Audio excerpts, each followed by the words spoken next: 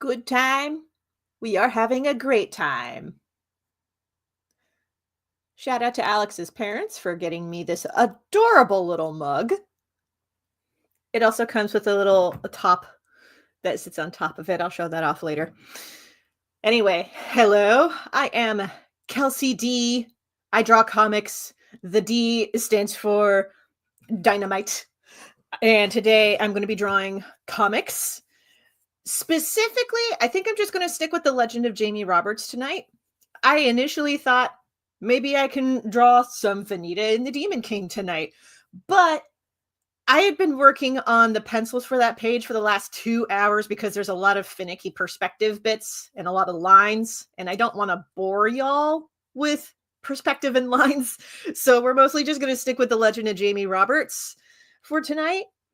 If anything else pops up as like ooh, I could work on this too, then I'll pop that up as well. But for the most part, just going to be Jamie Roberts, I think. Hello, Jessica. Happy to have you hanging out in the chat today. I'm pretty much all set. I got my tea by my side. I have a stack of chicken nuggets ready to go. Let's get some music going, and then, oh, I did a thing, and it was shifting around the music playlist, and I'm like, well, that's not what I wanted. I think this one. This is the one I was thinking. Here we are. We're going to be continuing this page. I drew this in Saturday's stream, the penciled version of this. We're going to be inking this in, and then we're doing all the rest of the steps after that. Again, I considered drawing Vanita and the Demon King tonight because, surprisingly, I'm at a point where I can start drawing the comic again.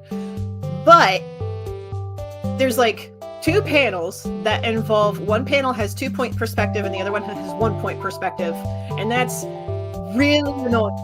So I don't want to deal with that live on camera. Wrong layer. Okay, there we go.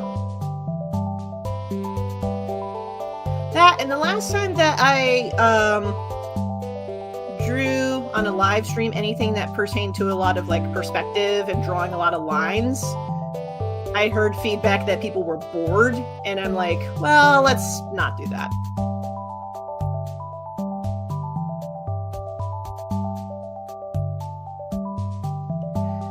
By the way, shout out to Winged Canvas on YouTube, because they actually have some useful tutorials on how to work in Clip Studio Paint.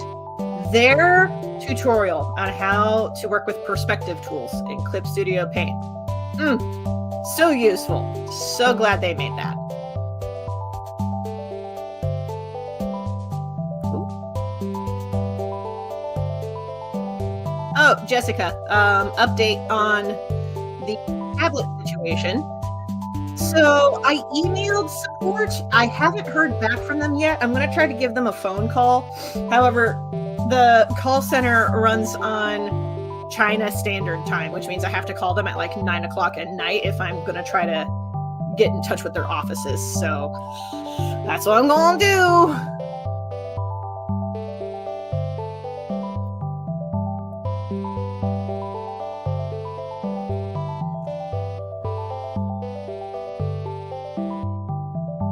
This is Minecraft now. Yeah. With all the blocks and everything. Yeah. Good luck. Thank you. I'm gonna need it. Hopefully it's just a wire issue and that they can at least comp me some new 3-in-1 cables, but we'll see. We'll see what happens.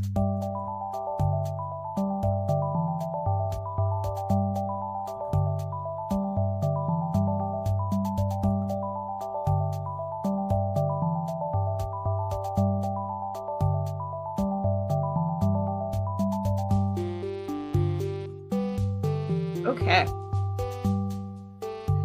I'm actually going to have the camera off for a minute while I munch on my chicken nuggets. I will be back shortly.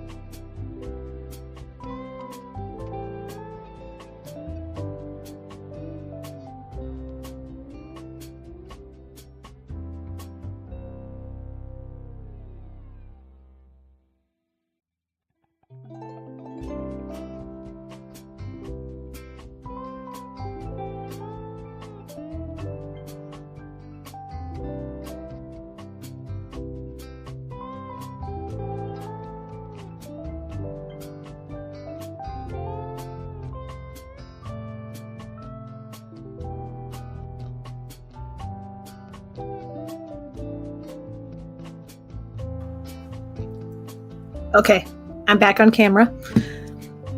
I'll be right back. I gotta take the plate. I gotta take the plate into the kitchen. Turns out I can draw and at the same time as long as it's finger food.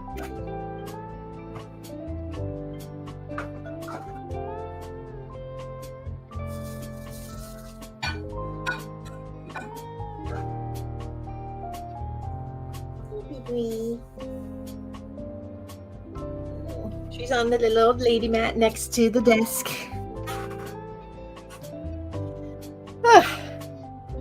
Yeah, I just wanted to turn the camera off so that you wouldn't hear any of my chewing noises or anything.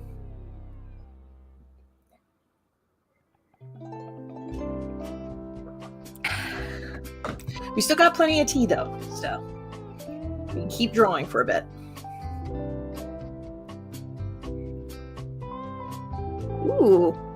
I'm curious, are you planning on publishing any more non-graphic novels? Are we going to get a follow-up on the recent book whose name I have no chance of remembering right now? Oh, Fushishi. You might be talking about Fushishi. So I do intend on publishing another book that is not a graphic novel. It's not going to be a follow-up to Fushishi. It's going to be The Name of the Forest Spirit. It's going to take place in its own universe. It's something that's been on the back burner for several years now. And I really want to get it into print next year. We will see how things pan out. But yeah, that's on the roster. So I got at least one more, and this is like an honest to goodness novel because it's like over 80,000 words. I want to say that it's closer to like 100,000. So it's going to be a lot thicker than Fushishi was. Because I think Fushishi was, well, in the original draft, it was like 69 nice pages, which I don't know how many words that is. But I see the comment, throws credit card at screen. Well, I'll keep you all posted once it's like getting there and ready to go. It's not quite ready yet. We're getting there, but it's not quite ready yet. No, Fushishi is going to be its own little standalone story. I prefer doing standalone stories. It's not super often that I do like a series like... I mean, The Legend of Jamie Roberts is going to be multiple volumes. Like, the current draft that I have of it, I have in mind that it's going to be like 5 volumes long. But honestly, The Legend of Jamie Roberts is probably the longest comics project that I have done since Validation. But Validation was a co-collaboration. Or was a collaboration between myself and CB. CB did the writing and I did the art. So it was easier to do it with a second person on hand to help with stuff. Aw, talking about Fushishi, I really enjoyed that story. It felt like the perfect length. Good, I'm glad to hear that. I didn't want to have it extend. I didn't want to have it overstay its welcome. I just wanted it to be short and cozy. And I feel like on that front, that Fushishi succeeded because I really just wanted to have a cozy seaside story, and I think I did it.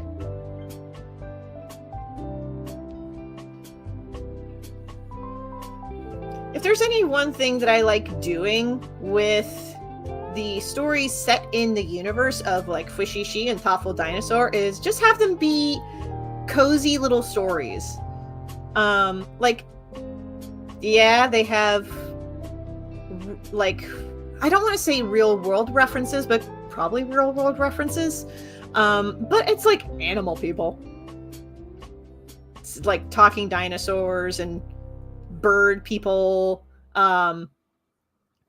Avery is a little capuchin monkey man. Avery and his brother Tukis are probably 2 of my favorite, I don't want to say NPCs, but They're two of my favorite side characters in Fushishi, right up there with I have a soft spot for Mrs. Brianna Ridgway, but mostly because I modeled her after Bri Bri.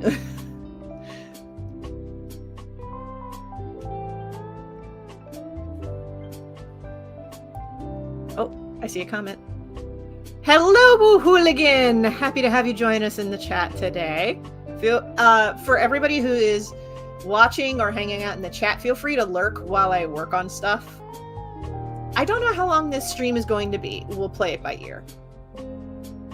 I did sign up to be part of like a live, maybe not live, but like an audience member for a webinar happening at like 8 o'clock, but I'm pretty sure there's going to be a recording of it, and it's not that urgent. It's more of a volunteer thing. I'm already a part of so many causes though, so if I miss out on it, that's no big deal. I've been doing a lot more work with Authors Against Book Bans. I actually heard back from, because I reached out to the Ohio branch of the ACLU about anti-censorship things that we could do. They did get me in touch with a couple of organizers, so excited about that.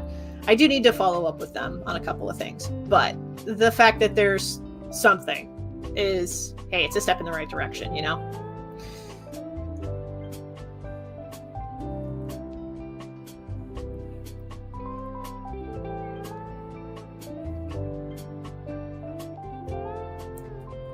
Okay, I forgot to do this earlier.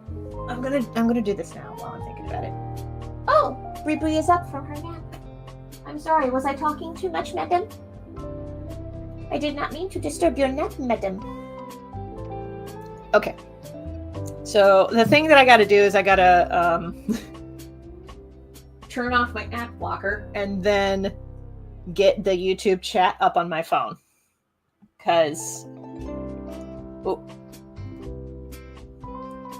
I want to try to keep an eye on the chat, but also keep drawing, but I only have like this laptop monitor at the moment, so I'm gonna do some tech bits. Give me a second while I take care of some tech bits. Madam, do you want to say hi to the internet? Might be paying the cat tax. 1 second. Oh! She's beginning to circle around my chair like a little gray shark. Here she is, the queen of the hour. This is Bri Bri. She was my model for Mrs. Brianne Ridgway from my novel Fushishi. Yes, you inspired the host of the bed and breakfast. So cute. She's only a cuddle bug because she is old and she is cold. Like, most of the time she's just on her little warming mat to warm up her little old lady bones. There you go. Sorry, Megan. Didn't mean to make you lose your balance. But she likes to spend her time on the heating pad that we got her. Because she's a little old lady and she's got little old lady bones. She's got to keep warm somehow in the cold winter months.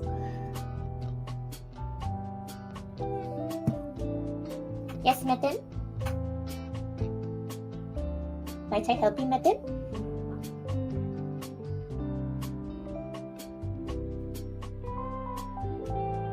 Okay. Oh, let me turn the volume down. Otherwise, this is going to be really loud. Just getting the chat up here, and okay. Cool. Now I got the chat going on my phone, so I will keep an eye on it off to the side over here while drawing.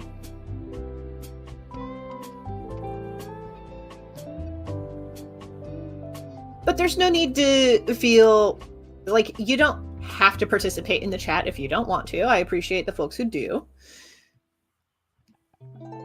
If you got any questions for me, though, about my practice, my art, my comics, or anything else, feel free to ask in the chat while you're here.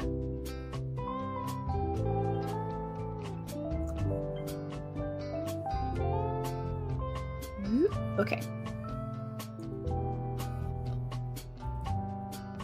Oh, actually, I want to mention this because, Woo Hooligan, I know you were doing this for a while. More politically charged art. Honestly,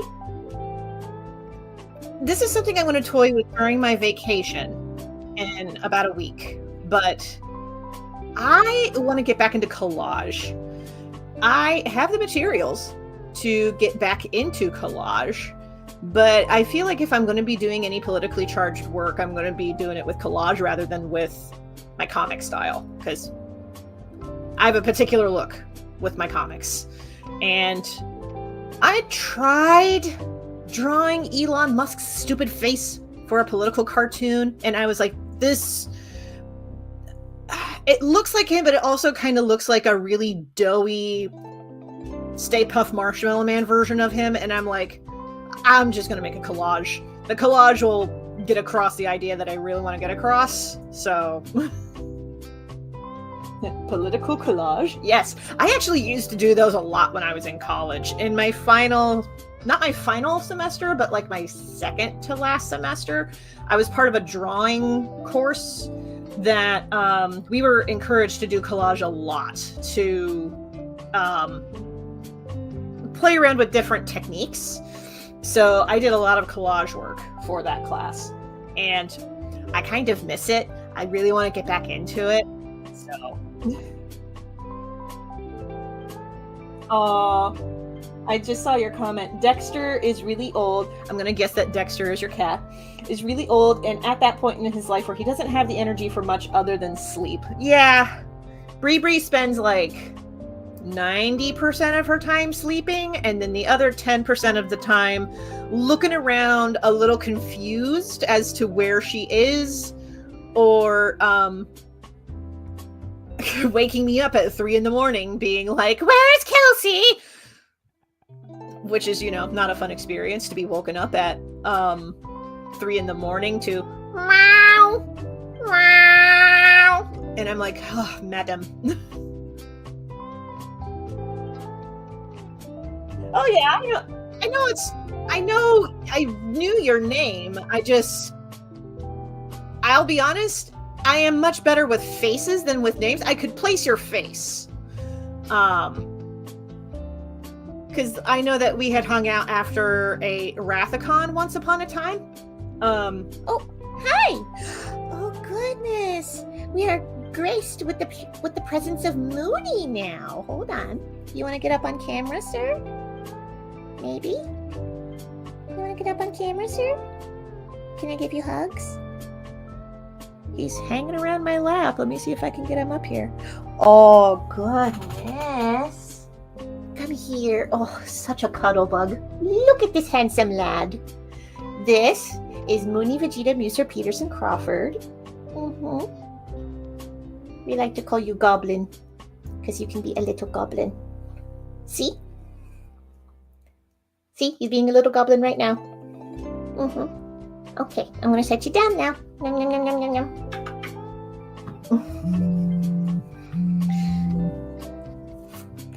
That is his signal for when he wants to be put down, is he will try to like chew on your hand. Let's see. My only Rathacon just before or at the start of the pandemic. It was right around there. I don't remember the exact year, but I do remember us having a celebratory dinner at Applebee's. I remember that because the Applebee's was like right next to the event center.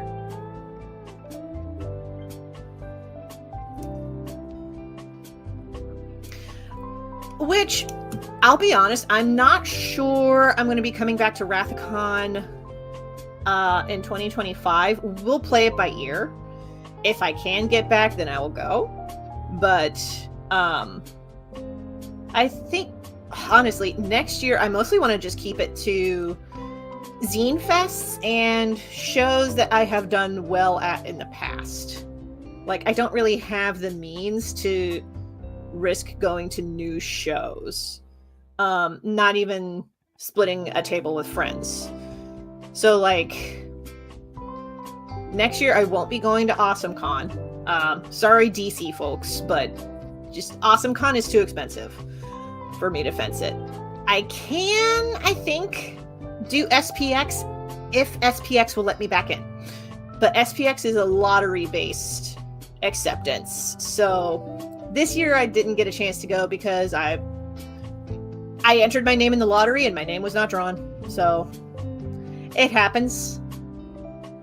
I was really bummed about it, but honestly, I still made it to DC because of DC Zine Fest. DC Zine Fest actually helped cover my table fee and a couple of costs for printing stuff, which was very nice of them. If they had not done that, I probably would not have been able to do the show.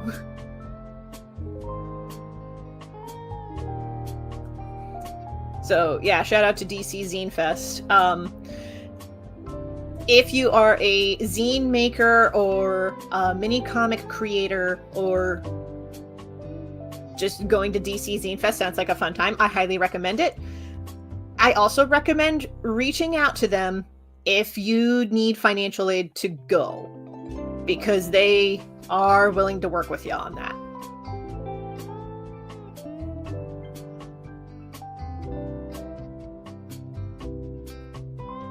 Oh, seeing the comments.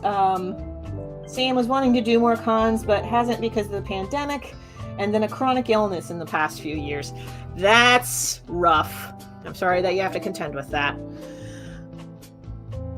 I will say, in fairness, there's a number of virtual events that have been reaching out to me saying that they would like me to speak at a virtual panel that they're hosting with a virtual con. So I will probably be doing more of those next year. It's just virtual appearances. Like, I actually heard from, I want to say it's Nib and Ink Fest. It's run by the Cartoonist Co-op. They actually reached out to me about 2 different panel topics, and the closer that we get, the more detail I could talk about it, but we're finalizing a couple of things. Very excited about that, though. I should fly you out so you can see Rose City Comic Con. So Rose City Comic Con is on my list of conventions to make it to. That and Emerald City. Wait, am I thinking of the right one? Yes, it's Emerald City Comic Con. Gem City Comic Con is a completely different show, and it's in Cincinnati, Ohio, and I've already been to that one, and it's so. But I do remember Emerald City Comic Con being on a list of shows to potentially make it to.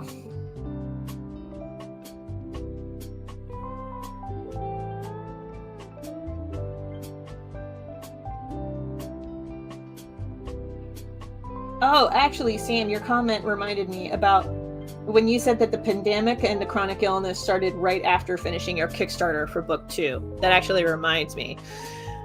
We'll see what kind of crowdfunding campaigns happen in 2025. We'll see what happens. I can tell you pretty definitively, there will be a Ko-fi membership campaign, like a Ko-fi membership drive in January. So keep an eye out for that. What I'm hoping to do with that is to get more members on my Ko-fi page, which is kind of the equivalent of like more patrons on Patreon. The difference is Ko-fi is more fun to use and also does not screw you on user fees. Part of the marketing material for Ko-fi that they say a lot of the time is Ko-fi, it rhymes with no fee. Much to the befuddlement of a lot of artists who use the platform, because I have heard so many different pronunciations of the name of this app. Some people have called it Ko-fi, and I'm like, that's not right, y'all. I used to call it coffee because it used to have the gimmick of buy your favorite artist a coffee, but they got rid of that gimmick pretty early, unfortunately. Or at least they renamed the gimmick. They made it now so that if you're like a Ko-fi Gold member, you can change the naming of it. So I have it actually set that you can, quote, buy me a donut. Because I like donuts.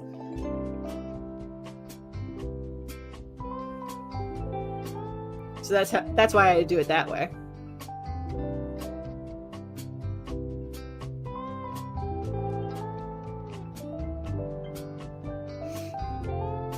Let's see. Emerald City is a big want for me, and TCAF. TCAF is still on my bucket list.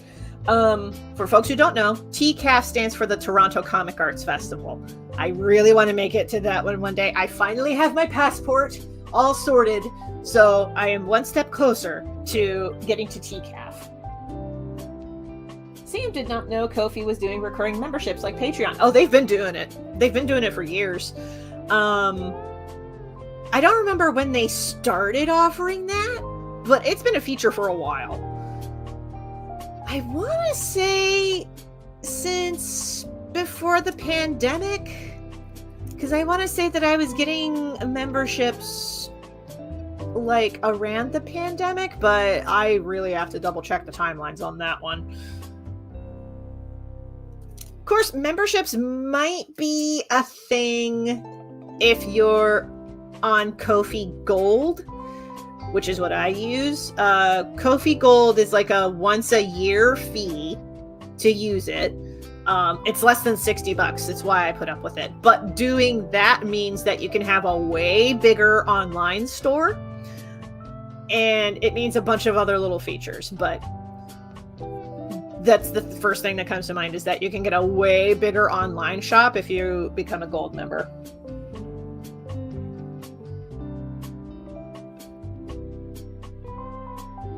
I'm sure that if you look up Ko-fi Gold, Ko-Fi Gold, it'll give you more details about what a Gold membership gets you. I just remember the first thing that jumped out at me was a bigger online shop.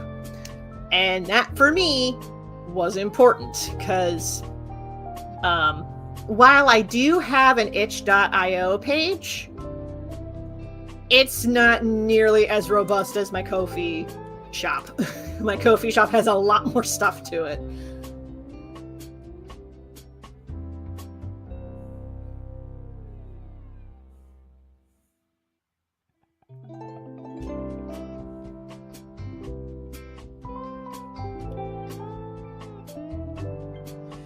These fletchings I'm just gonna do with this straight line tool, because I don't really feel like freehanding these.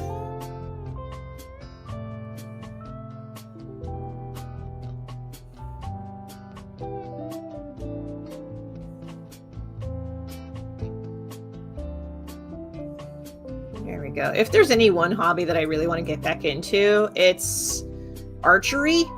I only did archery for like a very brief window of time, but I really liked it as a hobby. It uses way more muscles than you think it does. I'll say that.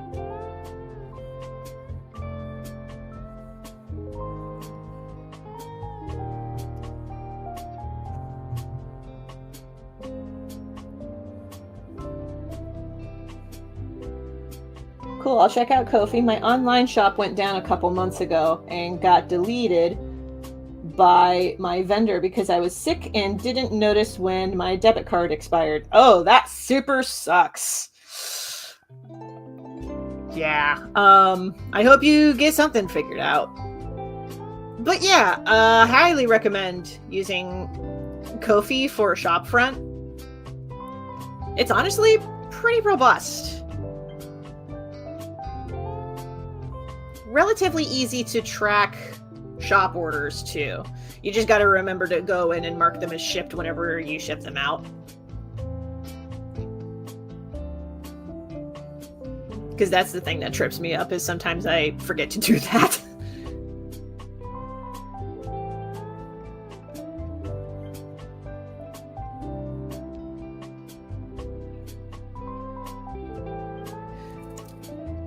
But the other nice thing about the Ko-fi shop is that you can have a mix of digital and physical stuff.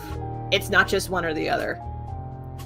And as somebody who does both webcomics and print comics, mwah, so useful. Because most other online storefronts will be like, yes, we will let you have both. Asterisk. I always wanted to get into archery. Highly recommend. It's a fun hobby. I'm not in a rush. My shop hadn't sold anything in well over a year. You know, sick, not publishing new stuff. Well, that'll do it. Yeah. But hey, the important thing is taking care of yourself. You got to do what you got to do.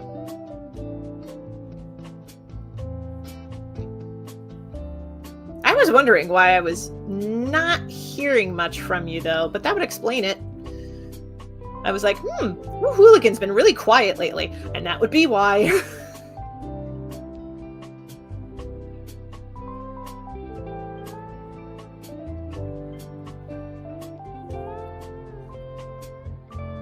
Ooh, I'll go ahead and casually mention this here while I'm thinking about it. I'm thinking about dipping back into videos again. The way I want to go about it, though, I'm kind of inspired by Midwest Magic Cleaning on this front. I've been watching a lot of him lately, having him play in the background while I work on stuff. I can't help it. Midwest Magic Cleaning is a really good channel if you need a body double to do stuff. Because he is also an autistic creator, and that's kind of what he does. Is he makes stuff that interests him. But I really like the format of having a video that's a time lapse of something being worked on with overhead narration on it. This is a video format that I did previously, and I kind of want to get back into it.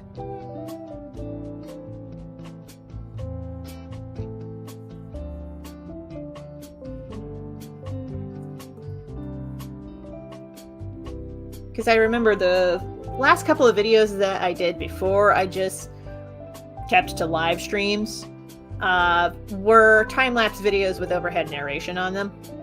And part of that is it's really easy to put together, and I appreciate that. And the other thing too was, how do I put this as politely as I can? So I'll be honest, I don't watch a ton of art YouTube. Part of that is when art YouTubers try to make videos, they either try to pass themselves off as experts, which you're an art YouTuber, okay. Or they're mostly in it for the drama. And I'm not really interested in either one, so I don't really call myself an art tuber because of that. I am an artist who makes YouTube stuff. I'm cool with live streams. I would like to do time-lapse videos so that you can see a piece of art from start to finish with some light overhead narration to it. But overhead narration in the style of like closer to Midwest Magic Cleaning than to an art YouTuber. Because the other flavor I've noticed of art YouTubers is them talking about imposter syndrome, and I'm like, there's already 7,000 videos about artists talking about dealing with imposter syndrome. Can we talk about something else? Like, I would really like to have a little video where you see a time lapse of something, and I'm like, oh, so lately I've been reading some books, and here are some of the books that have been occupying my brain space. Let me gush about them. You know what, actually? Don't be surprised if I make a video sometime soon, and it's just me gushing about the Elric saga by Michael Moorcock. Because I don't know too many people making videos about Elric by Michael Moorcock. I am, like, lately this has been my hyperfixation, is this book series. And part of that is because as I like to tell people, if you think that the Kingdom Hearts timeline is hard to track, you have not tried to read Elric by Michael Moorcock. Because I first found out about this series when I was in college. I went to Grounds for Thought, and I was just there minding my own business, trying to find some place to sit down and work on some projects and stuff. And I think actually one of my drawing instructors had her collages up on the wall at the time, because every once in a while Grounds for Thought shows off local artists, and sometimes those local artists are instructors at Bowling Green State University, where I went to college. And it might have been the day that I went in and there were my instructor's collages up on the wall. I just remember going and because the way that shop is laid out, the front is where you order your coffee and cookies, etc. Then there's a middle part that has some tables, some books lined up, and then there's a two sections of magazine racks where they have old comics, magazines. Lately they also have the bottom shelf is a puzzle exchange, which is fantastic. But I remember there was one day when I was in high school, I went in there and there were these comics by P. Craig Russell and another artist, and it was a comics adaptation of Elric by Michael Moorcock. And I saw issue 1 was on the shelf. So I was like, I'll give this a shot. The cover is very striking. And then I picked it up, and then I read it, and I kid you not, I fell in love with this overly melodramatic albino drug addict with a vampiric sword. There's just something about this story that compels me to keep reading it. And one of these days I will make a video gushing about the Citadel of Forgotten Myths, which is one of the more recent books in the Elric saga. Part of the other reason that the Elric saga can be really hard to track too is that a lot of it is not in books. Most of it is short stories that were published in fantasy and sci-fi magazines that are no longer in print. So sometimes the only hope that you have is waiting for a book like the Citadel of Forgotten Myths to come out that collects short stories that were previously only available in those magazines. And eventually Michael Moorcock gets the rights back to put them into print, because depending on the magazine, it really depends on if you can get the rights back to certain short stories or not. A little peek behind the scenes on that one. But that's part of the frustration, but also the fascination of the Elric saga, is that so much of it was published in magazines that no longer exist. So I'm not gonna dig for those magazines. I'm just not.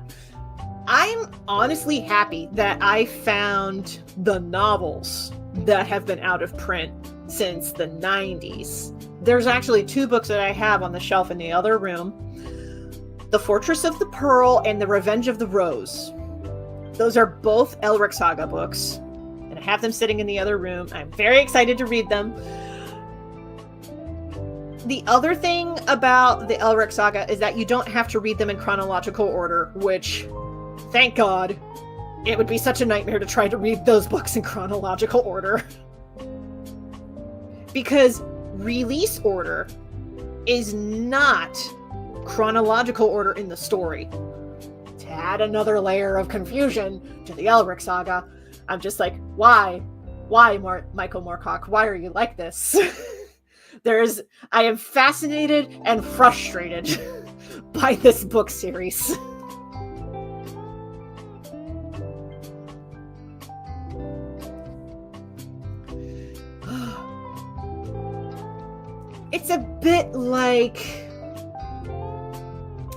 It's a bit like American comics, but novelized in that regard, with the same level of soap opera-iness. There's so much drama. There's so much in the Elric saga. And yet, at the same time, after having read The Citadel of Forgotten Myths, there are chunks of it that I'm like, okay, Michael Moorcock isn't even taking himself seriously, and I am here for it. Like, again, I really should save this for its own video. That's what I'm going to do. I'm going to save this for its own video. Oh! Interesting. I just got a notification that, I think somebody bought something on my Ko-fi shop. I don't know. I'll have to take a look later. Ooh, I'm going to catch up on comments really fast, actually, because I see there's been a lot since I last checked in. Jessica says, Ko-fi's also pretty nice from the customer side. A very easy interface. I can second this. There's actually been some artists that I have bought assets from on Ko-fi. Like, there's an awful lot of people who design fonts who list their fonts up on Ko-fi. Love it on the customer side of things. Really easy to use. Sam says, I also have focused mostly on YouTube as the medium for my comedy since around 2016. Yeah, that tracks. I remember you posting a lot in 2016. My YouTube isn't art either. It's all social justice comedy, which is a take that I haven't seen too much of.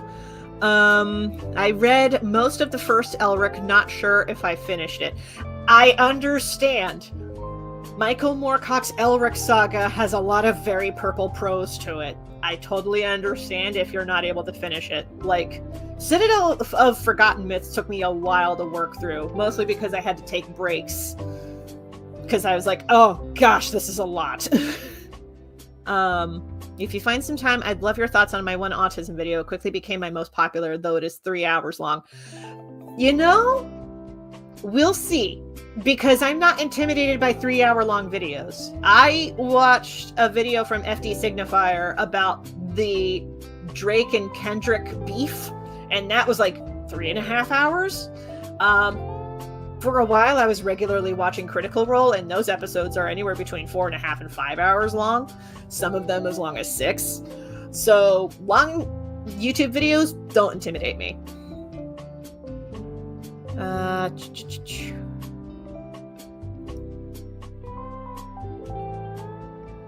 If this is true, this would explain a lot. Sam says Michael Moorcock is ADHD and he just writes stories in various parts of Elric's life as they come to him. If this is true, this would explain a lot. Yes, I talk about a lot. That's fair. Honestly, autism is a complex topic to talk about.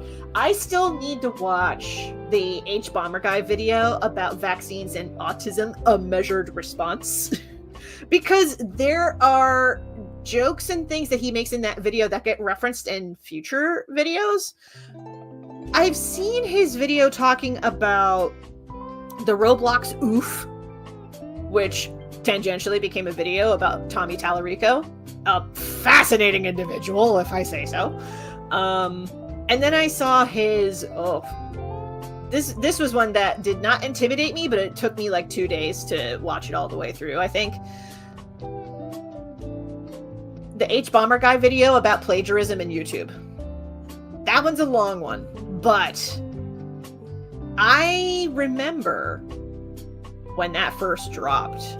At first, I was avoiding it because I was like, it's another 4.5 hour long video. I really need to make the time to watch that if I'm going to watch that. But then I saw a lot of the comments on social media being like, hey, James Somerton has gone off the map. Do you think it might be because of the H Bomber Guy video? And I was like, tea? And it turns out there was a lot of tea.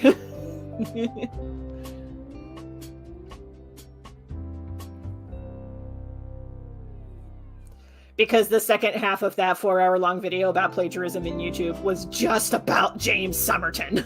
The first half of the video essay was about the various techniques of the plagiarist and how each particular contributor that H Bomber Guy talks about uses those particular techniques. Like, oh, this guy, Philip, his technique is just straight up copying other people, and then when he's caught on it, playing the blame game and redirecting hatred and vitriol towards the people accusing him. A technique that James Somerton used. Then he's like, Cinemassacre! Talking about Cinemassacre and how they did plagiarism. And when they were caught on the plagiarism, they said, oh, it was a new guy who did it, but it was actually somebody that they knew. But saying that it was a new guy who did it, James Somerton did that when he's like, the way that he frames Nick Hergott to take the fall it's so skeezy. And I never really noticed that as I was watching his videos live, because I used to watch James Somerton videos. There was always something off about a lot of his arguments. And I wasn't able to articulate why they were off, but H-Bomber Guy articulated why they were off. It's because he's a misogynist.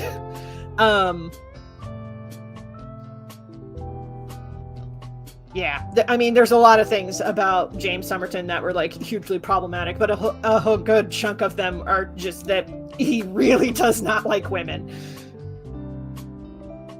And if he has a bone to pick with particular women creators, he will just make stuff up. I still can't get over how he said that there was this turn-of-the-century lesbian author who made a story about lesbian ambulance workers, and James Somerton was like, oh, but the court case was thrown out because the courts didn't want to deal with it. And it's like, no, over here in reality, all of her books were confiscated and ordered to be burned. Like, and she was pressed criminal charges. Like, you don't just get to say that the courts threw out her case when they clearly did not do that.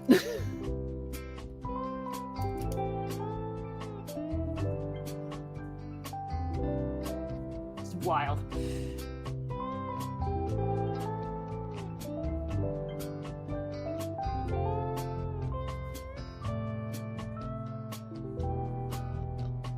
But yeah, catching the comments, I saw that Jessica was like, yes, go watch it now. I'm thinking that's in response to the vaccines and autism, a measured response video. I really want to watch that one because turns out I really like H-Bomber Guy video essays. I even watched the one that he did on Pathologic. I don't even watch very many videos about Russian video games. But there's something about the way that he covers Pathologic that I'm like, this is endlessly fascinating. Of course, I also watch Jacob Geller videos. Jacob Geller videos are not 3 hours long. They're maybe 30 minutes at most. But I really like Jacob Geller videos because I like hearing a guy talk about video games that are really interesting and have connections to other video games that touch on the same themes. The first video essay of Jacob Geller that I ever saw was him talking about anatomy, control, and haunted houses. And honestly, that video essay inspired an idea that's still percolating in my head right now. The idea of a sentient haunted house. Like, usually the haunted house story is like the usual chain of events. I'm trying to remember how Jacob Geller phrased this.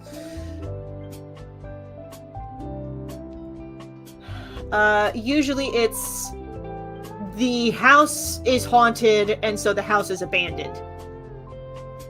But I really like the idea of the inverse of that, where it's like the house is abandoned, so now the house is haunted. Like the idea of a house being angry at the fact that it was abandoned and wanting to lash out at people. It's one of the reasons why I picked up House of Leaves. House of Leaves is a book that's been on my radar for a while. I picked up the second edition, the one that has color text to it.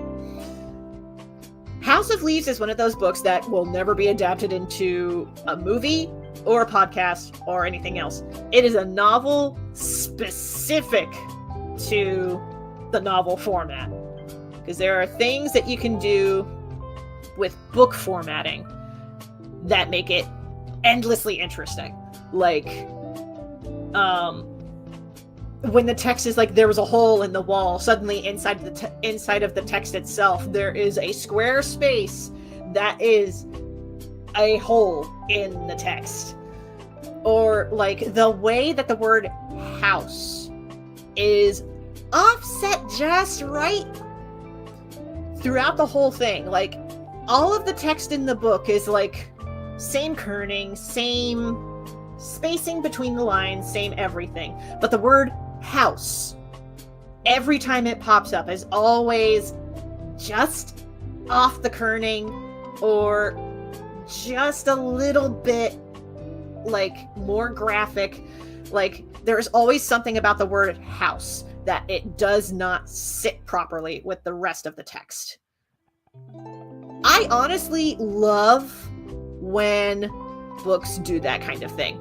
This is something called ergodic literature. Comics does not have very many instances of ergodic literature, which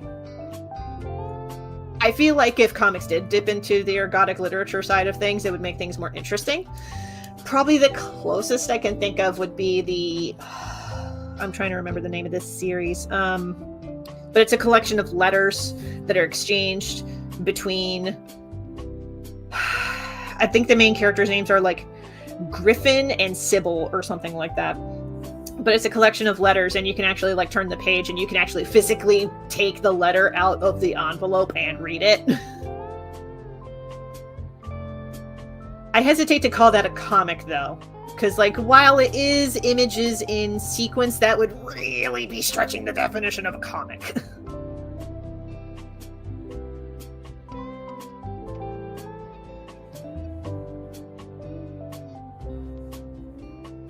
Oh, catching up on comments. I'm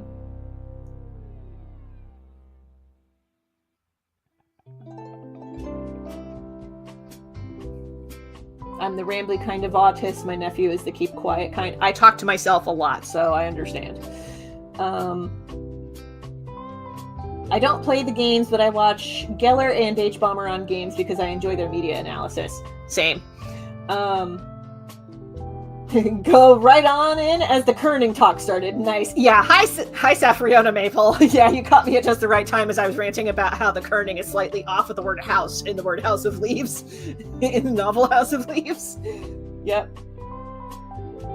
Every time you talk about House of Leaves, you spread the mimetic virus farther. Yes! That's... Yeah. Yeah, that's honestly one of my favorite things about House of Leaves, is that the more people talk about it, the more it's like, oh, I gotta read this thing. And it's like, yes, you do. I really need to read it. I still haven't read it, but I do want to read it. Okay. Talking about ergodic literature, there's another book that's on my radar. I want to read this, but I also know it would be a hard read if I got it. And I'll get into the reasons why in a second. So the book in the ergodic literature category that I really want to read is Scorched Atlas. I don't remember the author's name off the top of my head, but this was a book I found out about because there was a, there's like a literature PNG tuber. I say PNG tuber because he used a lot of like PNG images of his bird Sona. He basically had himself drawn as a bird in like a very tacky Hawaiian shirt, talking about ergodic literature. He has an entire video that's like an hour and a half long talking about ergodic literature. House of Leaves was, of course, the preeminent example. There's also S by J.J. Abrams and another co-author. I don't remember the co-author's name. But S by Jacob Geller, or not Jacob Geller, no. J.J. Abrams. Because their names start with J. But S by J.J. Abrams and the other guy. I kind of want to read that one. But I really want to read Scorched Atlas first. Now, what would make that book really hard to read for me is that it is, no joke, a collection of nightmares. The entire conceit of Scorched Atlas is... you can either read it as a regular old text, and then beat the shit out of it, or you can beat the shit out of it and then try to read it. But the entire intent with Scorched Atlas is you are asked as the reader to damage this book, and you can do whatever you want to this book. You can set the edges on fire, you can chop it in half, you can roll it up and stuff it somewhere. You can do whatever you want to with this book. The reason that it's written the way that it is it is a commentary on nightmares and how we remember nightmares. And part of the reason that might be a hard read for me is because I already have really vivid dreams, and I can remember a lot of my really vivid nightmares, and I don't want to give myself more nightmare fuel. But I do really want to read Scorched Atlas because, like, one of the more tame short stories in it, like, this was something that the P&G tuber that I mentioned, he talks about this in Scorched Atlas. There's one short story that he's like, just to give you an idea of the flavor of the short stories, I'm going to summarize the most tame short story in this entire collection. So, it's called Seabed. In the story Seabed, there is a father and a daughter who are crossing the United States. And the United States is a dry, barren wasteland. There is no water anywhere. They get to what they intellectually know as the Pacific Ocean, but there is no water there. It's just dry, completely dry. So they start crossing this completely dry seabed where the Pacific Ocean used to be, and they come across a house, perfectly built, in the middle of the seabed. And this house has a chimney that extends up into the sky so high that you cannot see the top of the chimney. But upon seeing this house, the father and the daughter go, shelter! Let's go inside and give ourselves a rest, because we have been hiking for God knows how long. So they go inside the house, and they partake in the luxuries of a house, like you do. And then they go to bed, and then later that night, they are woken by the sound of lightning and thunder. And they look outside and they see rain. A deluge of rain pouring outside. It is filling up the seabed floor. And it is starting to cover the windows of the house. And it is starting to cover past their eye line. And they are slowly getting encapsulated and buried in water. And that's the short story Seabed from Scorched Atlas. And that's supposedly one of the tame short stories. There are other short stories that reference forest fires, and there are segments where short stories have descriptions of it rained human teeth, it rained TV static, it rained these other descriptors, and it's like, oh yeah, this is a collection of nightmares. Like, only in a nightmare can you dream about being in a house that is being slowly buried in the Pacific Ocean, or raining human teeth, or raining TV static, whatever that looks like. Like, this is a collection of nightmares.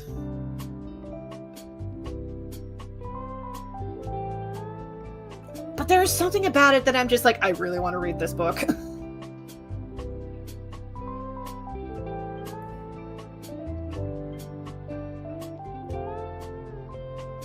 Also, sorry to be relaying that story to you while this really cheerful music from Louis Zong plays in the background. This is from his album Cats. Not a reference to the musical. It's just songs dedicated to cats.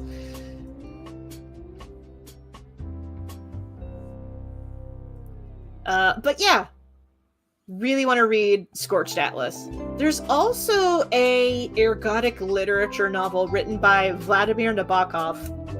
Yes, the guy who wrote Lolita. I could talk about Lolita for hours if given the chance, because I did read it. You want to talk about a novel that really leans into the unreliable narrator trope? It's Lolita. There's a lot about that novel. There's just a lot. Though, I would argue, do not ban Lolita. And the reason for that is actually something that I came across as an argument on Tumblr. And I hadn't really considered this argument until this person articulated it. Because Tumblr started circulating the argument again about no censorship, and people were trying to be like, what about pedo fiction? And it's like, do not censor. End of sentence. And there were people who were still trying to push that question of like, but what about if it's pedophilia? And somebody articulated, do not censor these. We need to know what it looks like when people are trying to groom children so that we can catch it. And anybody who's trying to ban these books is probably an abuser themselves who's trying to perpetuate violence. Because the person making that comment was talking about how they were in a situation that was, in retrospect, very yikes. And then when they started reading fiction that was Lolita-esque, they started catching on to, oh, so these are the patterns of an abuser. Oh, this is what this person in my real life is trying to do to me. I'm going to back out. This is why you don't censor work, so that you can understand how this stuff works.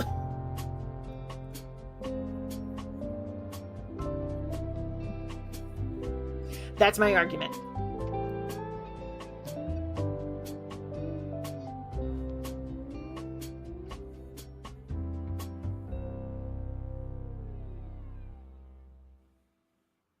I'm also a former librarian, and I feel very passionately about access to books.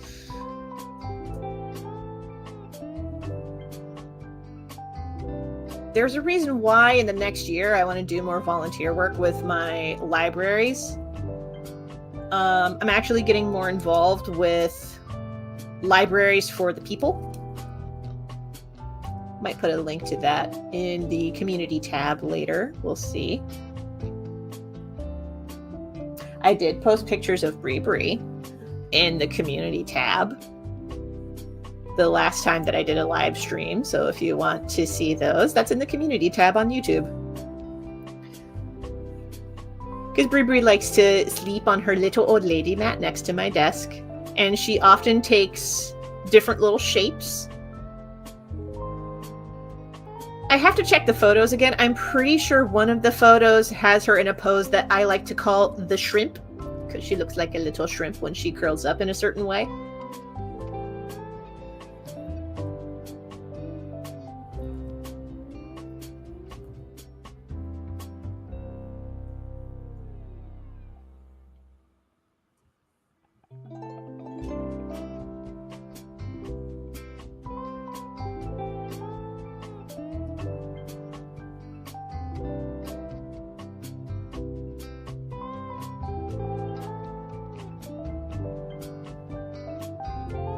Oh, if you also want to know any further thoughts about, like, censorship or the accusations of grooming or anything else, honestly, John Green released a video today about, it's called something like, about that scene in Looking for Alaska.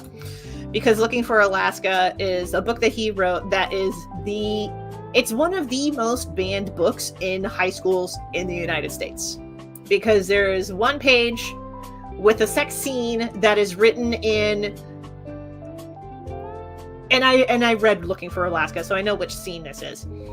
It's two teenagers trying to do oral sex and they have no idea what they're doing, and they're like, oh gosh, what do we do? And they go to a friend and they're like, how do you do this? And the friend first laughs at them, and then second demonstrates on a tube of toothpaste. And then they do the scene, but when they do it, they're like, well, that was a thing that happened. You want to eat pizza and watch movies? Yeah, okay. That's basically the vibe. That's basically the vibe of this scene. And yet there are a lot of people, including Moms for Liberty, that think it's porn. Which... Moms for Liberty, I could rant about you for days.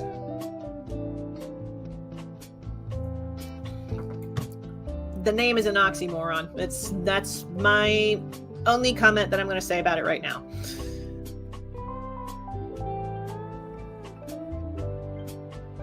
Maybe oxymoron's not the right word, but it's definitely not fitting.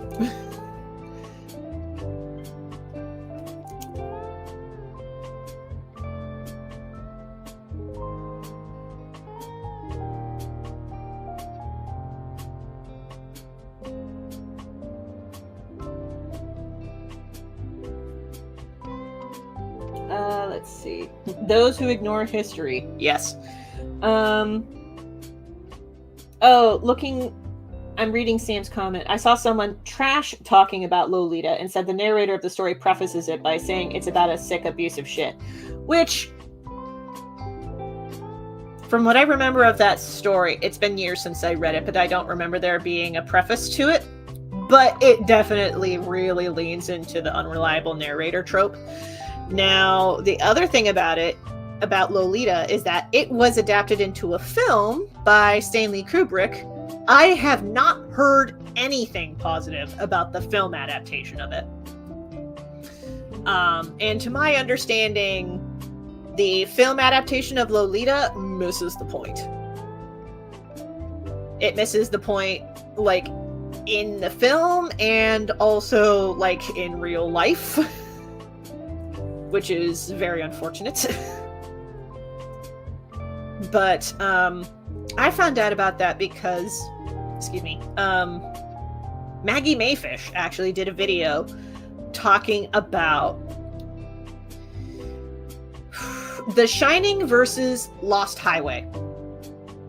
Honestly, that video essay made me go, okay, now I really want to watch a David Lynch film. Because, like, okay, you know what? Shout out to fellow comics creator Stephen Hines. Stephen Hines loves Twin Peaks. Like, I have not seen Twin Peaks. I just know that when I crashed on his couch for a couple of different shows, I saw that he had, like, the Twin Peaks special edition on DVD and a whole lot of other Twin Peaks stuff. And I'm like, a fan. So one of these days I am going to watch Twin Peaks, especially knowing that it was the point of inspiration for the video game Deadly Premonition and also Gravity Falls. Like, Twin Peaks inspired a lot of stuff.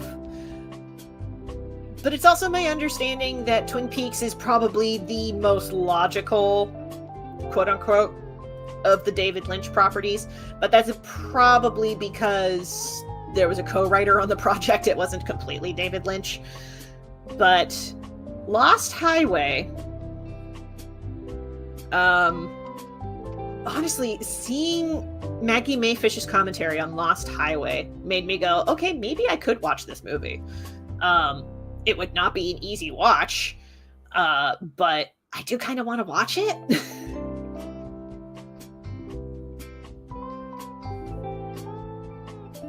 Honestly, I just recommend Maggie Mayfish's videos. I actually first started watching her because she did a video about off-grid grifters. That caught my interest as somebody who used to be obsessed with the tiny house movement.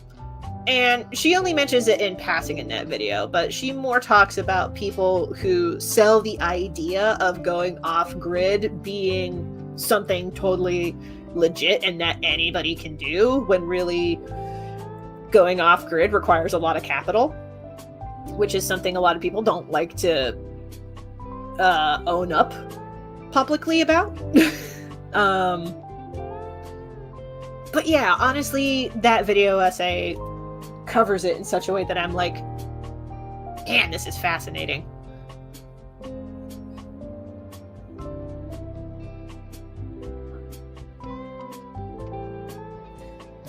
Let's see. I only know some passing Spanish, so let's see. Oh, yeah, catching up on comments. I think the word you want for the moms is a lie. Yeah, moms for liberty is a lie. There are so many liberty orgs that are all about taking it away. There's a law group like that mentioned frequently on PragerU. That is no surprise. PragerU and a lot of liberty organizations are, in fact, funded by neoliberal think tanks. And neoliberalism really does not like democracy. So, not surprised about that. I found out about some of these connections because of Invisible Doctrine, The Secret History of Neoliberalism, which is a book that I've been reading from the library recently. Highly recommend that book, by the way, because they actually like trace like the organizations to be like, oh, so this group funds this group and that's funded by this group. And these are the people who fund this cause. So like PragerU, Moms for Liberty, even the Heritage Foundation, and Americans for Prosperity. That's it. Would not be surprised if Alliance Defending Freedom was also, like, all of these that I'm listing are funded by the Koch brothers. And the Koch brothers are major donors to neoliberal think tanks and causes. And neoliberalism is just capitalism with the moral bent of, because neoliberalism is what says rich is good, poor is evil. That's neoliberalism. Roughly. There's a lot of other stuff to it. Just look up Ronald Reagan. Ronald Reagan was the guy who brought neoliberalism in vogue in the United States. Margaret Thatcher did it in the UK.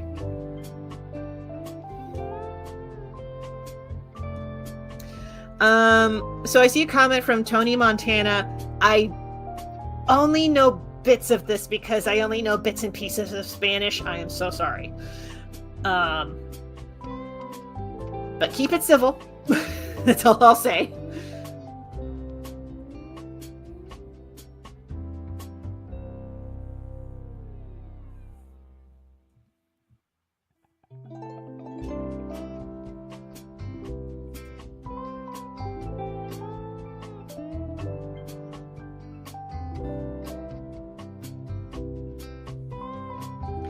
Oh, what other books have I been reading lately?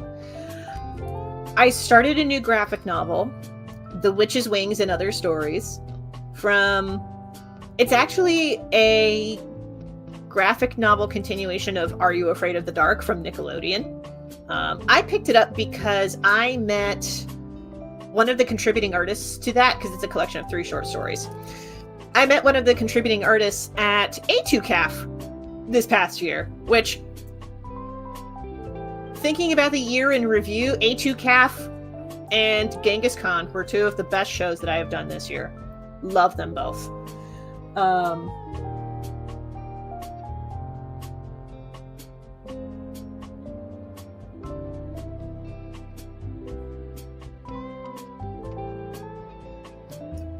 Oh, hold on one second.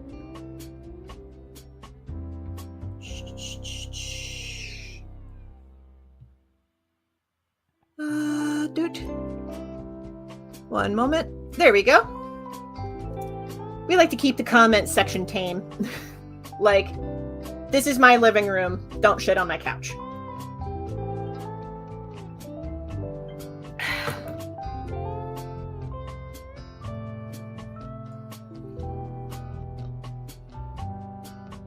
And if you have a problem with that, start your own YouTube channel.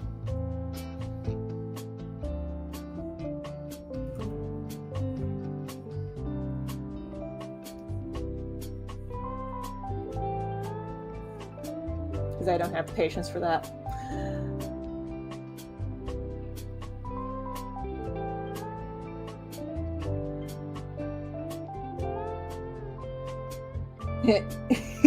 Jessica, don't worry, I'm litter trained. You're not the problem.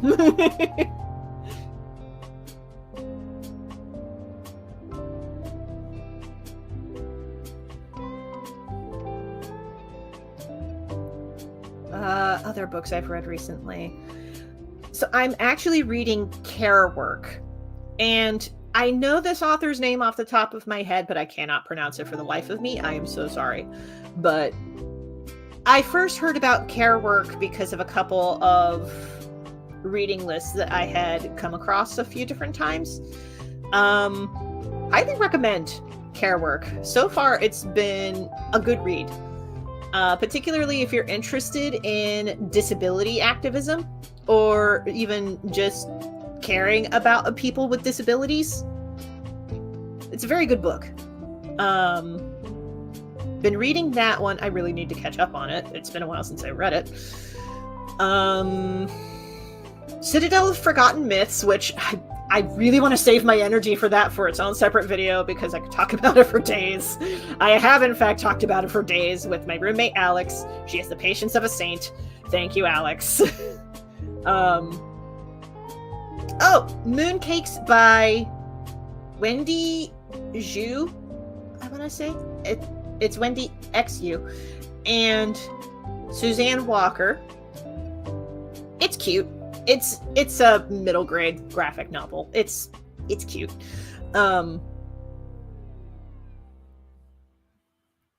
So there's that. And I have another one. I actually have two others. Oh, I started reading this one recently.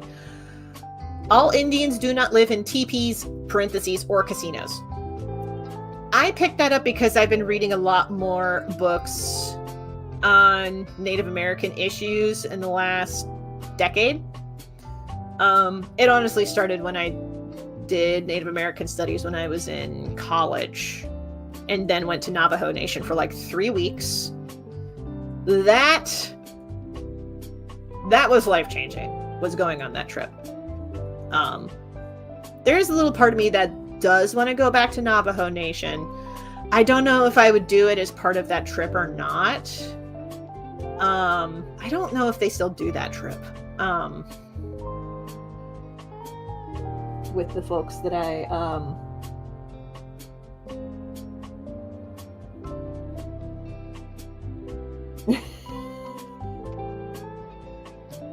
oh, goodness.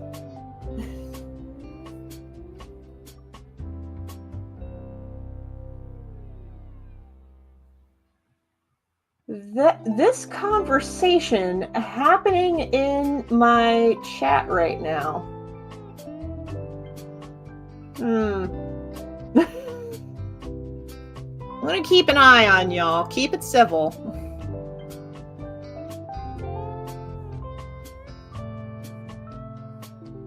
It's a good thing that I got the chat up on the side over here so I can keep an eye on things.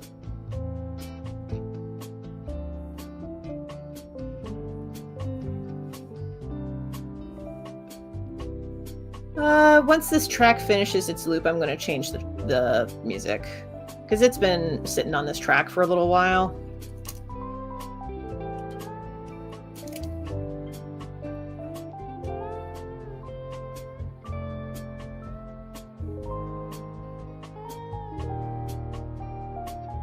Oh, the other book that I've started recently reading is definitely keep an eye on that live chat, man. But another book I've been reading, or that I have on my TBR, is Left Behind. It talks about, hold on one second, we just looped. But the book talks about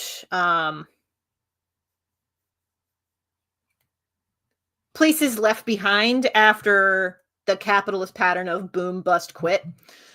Places like Detroit, Toledo, mostly most of the Midwest. All right, one second.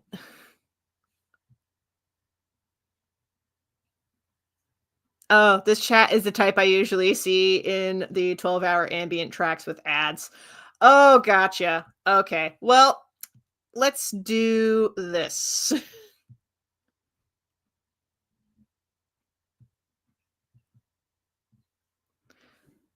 There we go. Cleaned it out. Okay.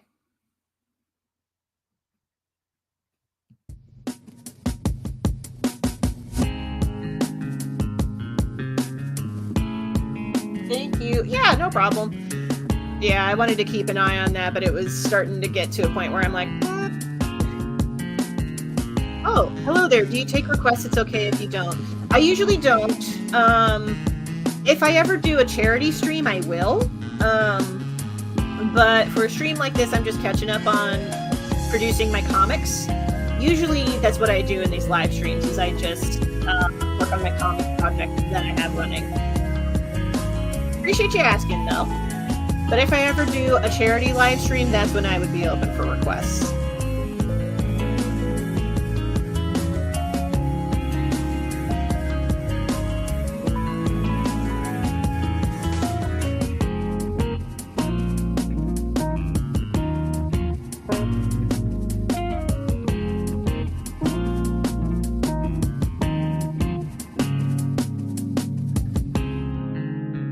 While since I had a rando asking me if I take requests or not. Apparently, this is getting picked up in the algorithm, from what I can tell.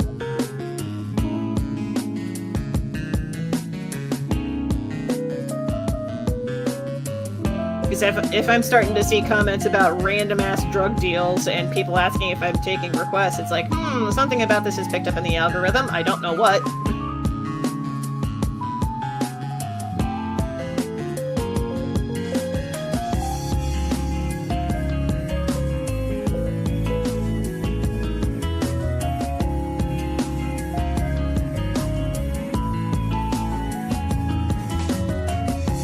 Probably because of the ambient music.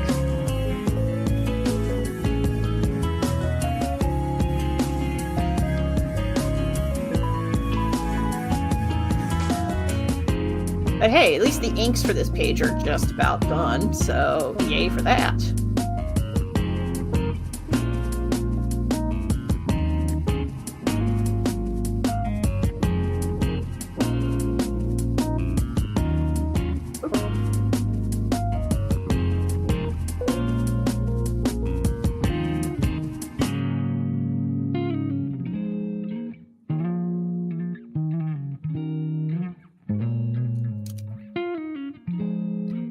By the way, Saphronia, I'm really glad that you said something about that, because I don't usually listen to ambient live streams or like 12-hour ambient tracks or anything like that. I don't usually play those in the background. So I'm glad that you said something. So thank you for speaking up.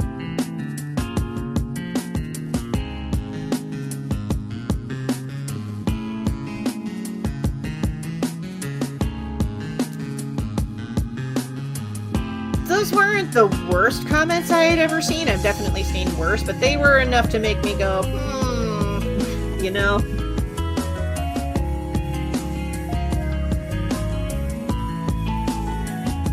Honestly, they probably won't even play during the replay. If you catch this on the replay, you probably won't know what the chatting said. At least I'm thinking that's how it works.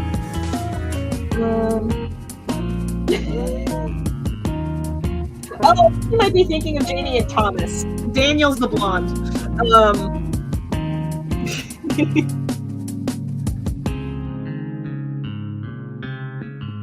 Yeah, seeing the comment about my request would be Jamie and Daniel finally kissing each other. I ship them so much. I do think you mean Thomas. Oops, yes. Yeah, no, totally get it. I also shipped those two, so you're not the only one. I am very much looking forward to finally sharing the scenes when Daniel and Odin have have their moments though, because the two of them together in a scene are so heckin' cute. I'm still looking forward to sharing the scenes that they have together.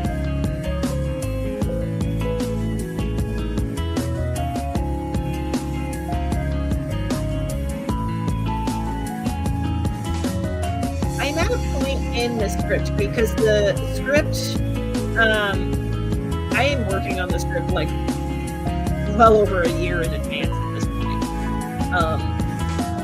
from the timeline. Because what you're seeing right now is the production of one of the pages in chapter 11. The script for this comic, I'm like partway into chapter 13 at this point, but it's like well over a year in advance. But I'm getting to a point in the script where it's starting to get to the juicy bits that I've been sitting on for a while, and I'm like, oh, we're about to get to this point, yes! But I can't say any more than that, because it'd be spoilers! But once I get past this particular point, there will be more juicy bits with Jamie and Thomas. In the next year, though, there will be some good bits between all three, Jamie, Thomas, and Daniel.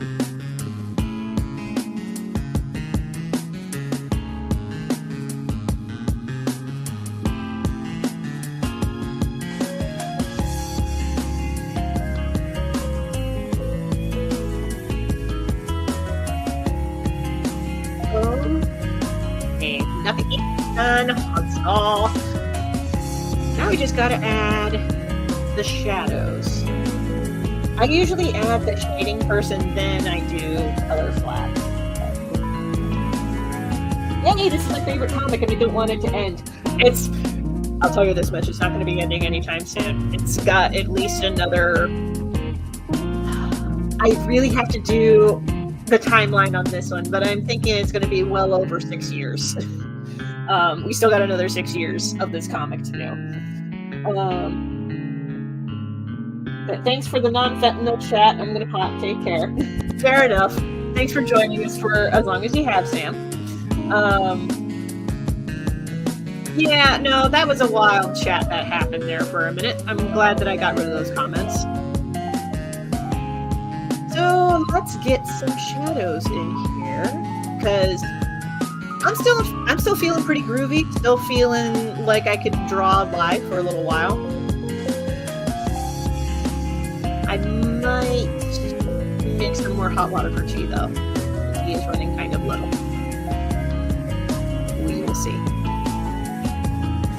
I've also been doing a lot of talking, so probably more tea would not be a bad idea. Okay, I need to bring up a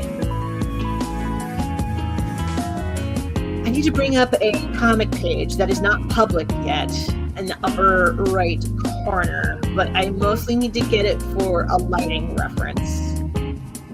It should be zoomed in enough. Yeah, it's zoomed in enough that you won't be able to see the dialogue, which, good. You don't want to see the dialogue. It's spoilers.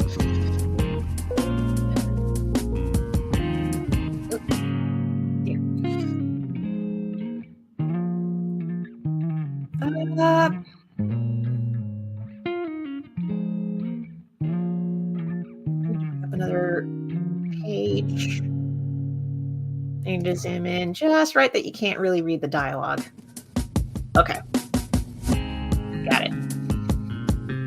I was like, how did I do the lighting on Jamie in this particular scene? This would be how. Because I genuinely could not remember. In fairness, for the last few days, I've been working on a secret comics project, which I finally finished last night. That's all I can really say about it. Jessica knows what this secret comic project is, but I haven't publicized it.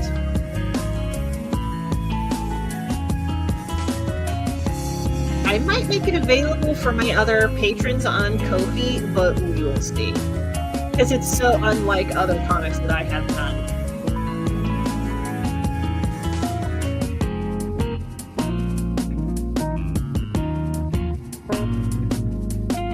But yeah, I've been working on this particular secret project for like, oh god, a while. But for the last week, I've been really cranking out the pages for it, and I'm so glad that it's finally done. It can stop eating up my time. Because, like, yeah, it was fun to work on, but it was also, like, really nerve-wracking to work on. I'm just glad that it's done. I may or may not do another project like it in 2025. We shall see what happens.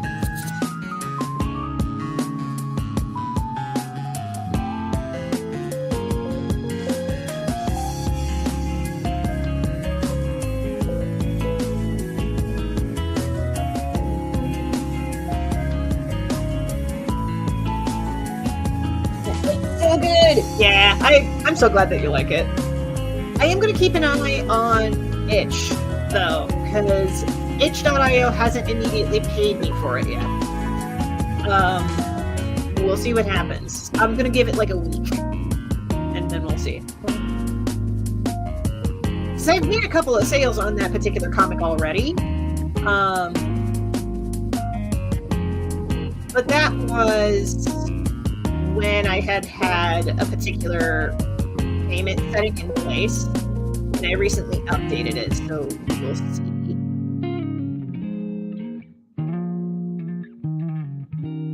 We'll see what happens.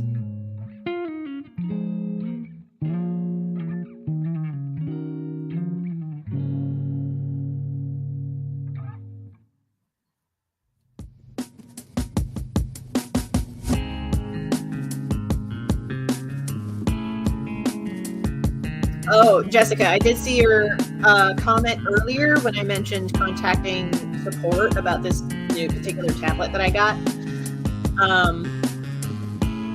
About the cable. I saw your comment about the cable. I will keep you posted.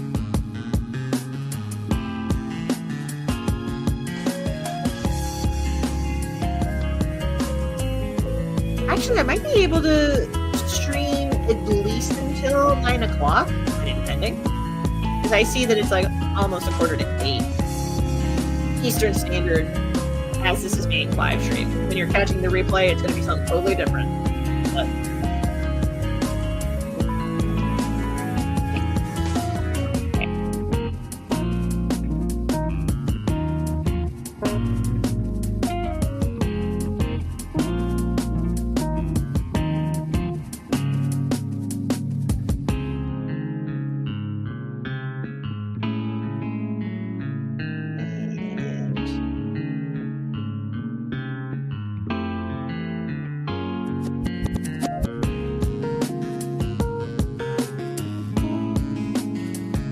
who knows? I might even be able to finish this comic page during the live stream. We will see.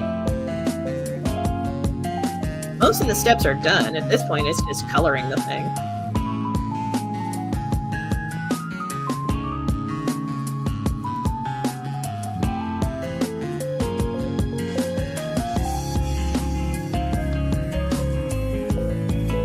I'm eager to see what we can do with it. Oh man. I'm really hoping that I can get this new tablet working sooner rather than later, because I'm very excited to be working with it if I can get it working. We'll see what happens. I'll keep you posted, but for folks who have no idea what I'm talking about, I have a new tablet. I tried working with it the other day, and it was giving me some issues, so I reached out to support about it, and we will see what support says. I'm going to try reaching out to support again, though. Seeing if I can get somebody more directly.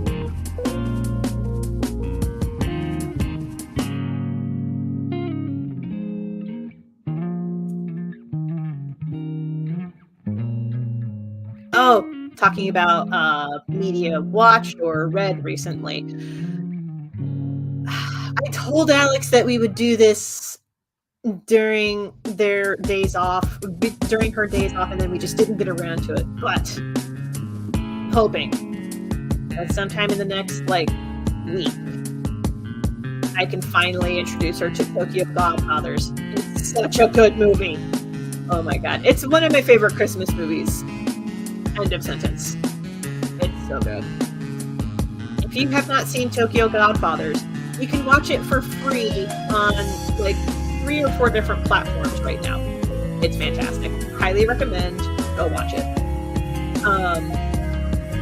And when I say free to watch, I mean that the apps that the movie is available to watch on, those apps are free. Like Tubi, it's available on Tubi. I want to say it's available on Freevee, but I know for sure Tubi.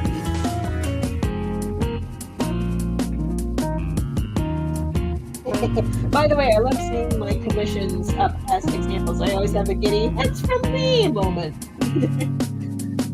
I'm glad that I could give you that. Also, thank you for commissioning me all those times. I will let folks know now while I'm thinking about it. So I don't know how often I will be available for commissions next year. Mostly because, I mean, there's a couple of different reasons for it. The big one being I'm thinking about changing how I do them again. Or just not offering them anymore. We will see. We'll see. I'm mostly giving thought to it because they were not super popular this year. I was very surprised. And then again, this year was very weird. It was very weird.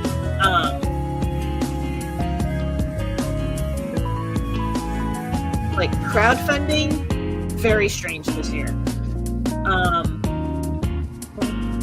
There were a lot of campaigns that were actually really close nail biters this year, when in previous years they were more surefire deals.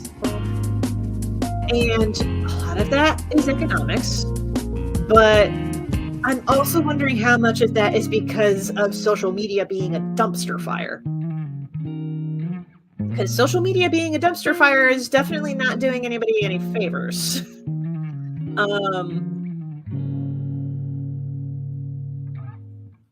I don't know. Like, there's a number of things about 2024 that were very strange from an indie creator's standpoint, from an indie artist standpoint.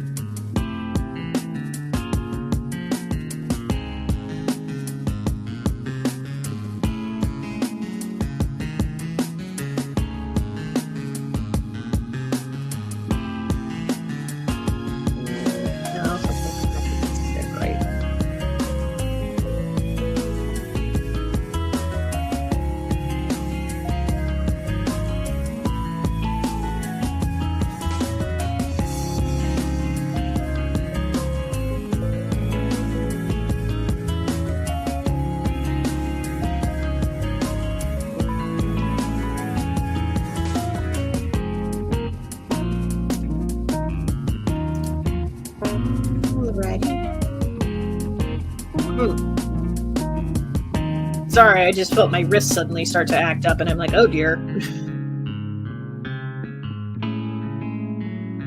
I might need to take a break to do some stretches. You know what? We did not take a break during the inking process, and I really need to take a break before I go any further in the shading process. So I'm going to take a minute to just get up and stretch and do all that stuff. And also start the kettle again for tea. Okay, so for stretches,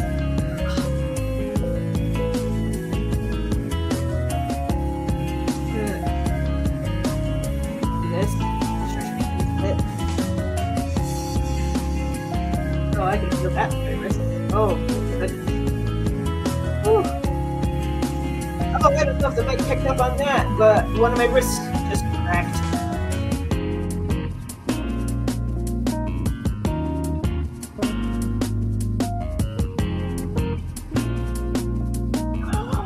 I can really feel a stretch when I do this. I still remember the story Ben relayed the one time. he had just started at the Center for Cartoon Studies, and after a point, he felt in his drawing arm, he was like, oh man, this feels really strong. Holy crap, I must be building a whole lot of muscle drawing. And then the Center for Cartoon Studies had a masseuse come in to massage everybody's wrists because everybody had been drawing a lot. And the masseuse got to his arm, his drawing arm, and did some stuff to it. And he immediately became a limp noodle. And he's like, oh no, it wasn't muscle. It was tension that I needed to massage out. This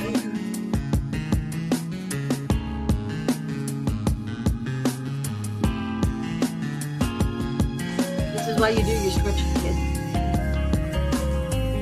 I try to do my stretches every morning.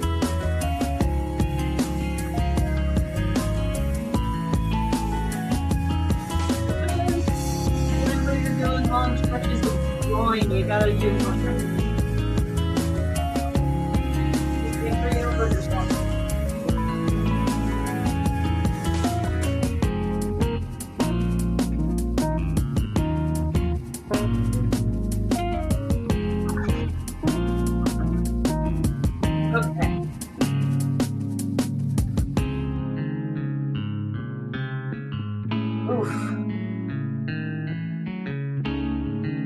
Yep, gotta stretch that more.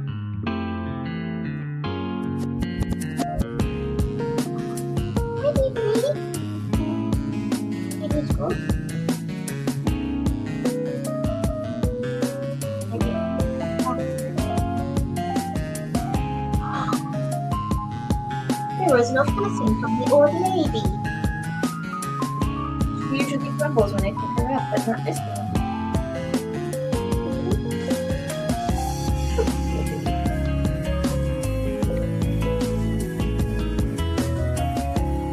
We're not sitting down yet. Just going to show the internet your face.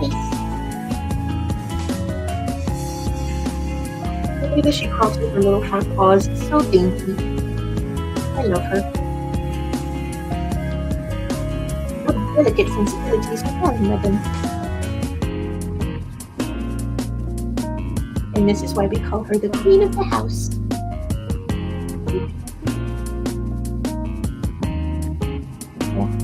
You want to sit down?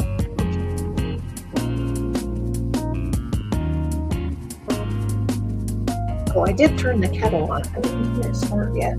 Like, it's on, right? It's starting to go. Sleepy Bree. Yeah. You want to lay down for another nap, Megan? I know, it's quite late. Of course, I might be feeling some energy because I did have a green boba tea earlier this afternoon. I probably should not have had that much caffeine, and yet I did. It was one of those flavors that Speedway started carrying, so Alex was like, I'll pick up some. So, it was a... Actually, hold on.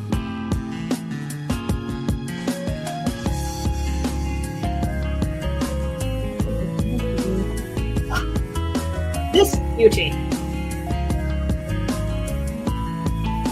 I don't know if I can get the popping boba, particularly mango passion fruit green tea. And yes, it did have boba bubbles at the bottom. Oh, good, I got them all. I had to check. It was actually quite good. Highly recommend. I'm usually kind of thinking about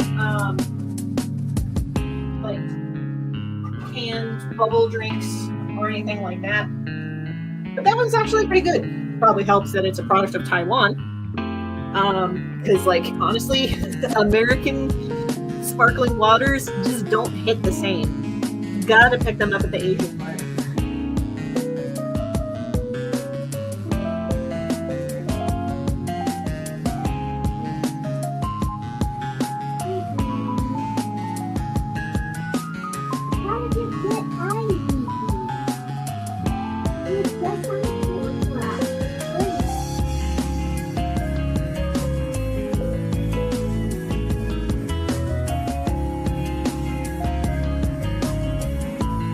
She gets weepy eyes sometimes.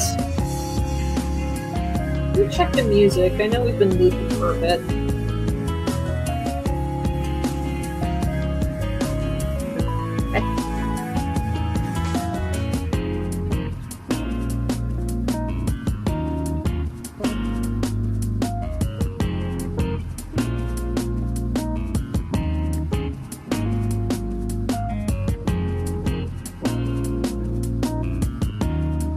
I need to finish my tea. One sec.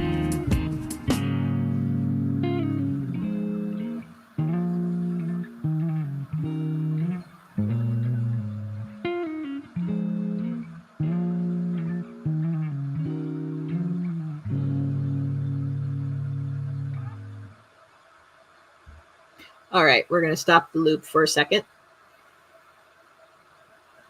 We'll figure out another track in a minute.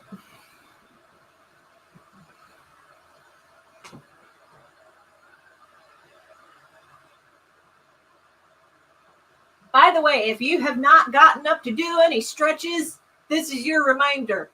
Get up, do some stretches, get some water, go to the bathroom, do what you gotta do. Oh, those are good babies. Thank you. Mooney just came up and gave Bree Bree kisses on the head. That's a good boy. Thank you, Bree Bree, for not swatting at him. Mooney, you want to say hi to the internet? Thank you for the kisses. Did you just wake up from a nap? He's usually very sweet right after a nap. Oh, goodness. Oh, yeah, you must have just got up from a nap. Look at this handsome lad. You would never guess that he was such a goblin.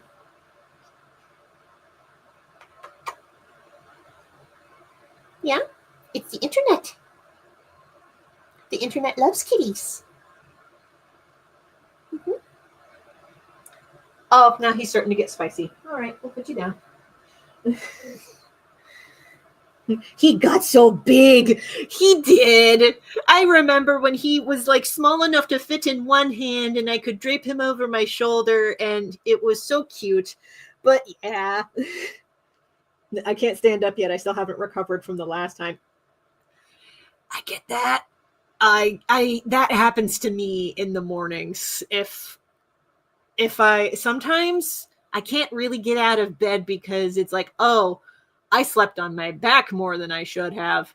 That hurts. Because my tailbone is jacked up in such a way that I cannot sleep on my back unless I want to get up in pain the next morning.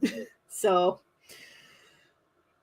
love it when the cats guest star on the streams. Yes. It's sometimes hard to get Mooney on camera because he's so shy normally. Like, he will absolutely cuddle with me or Alex on the couch. But when we have friends over or we have visitors coming over, he immediately hides under my bed sheets and will not come out until it quiets down again. Like, he's just so terrified of strangers. I think on some level he kind of knows that there are people on the other side of the screen, but he cannot see them, which is why he tolerates being held. But he also really doesn't like being held in the first place. Bree Bree, she has accepted. Bree Bree has accepted that I will give her scoopins and lovin's, and she's just kind of resigned to it. Most of the time when I pick her up and I hold her, she's just like, and just accepts it. But when she wants put down, I put her down. Thank you for not getting into a slap fight. Mooney got into Bree Bree's space. I was watching them for a second.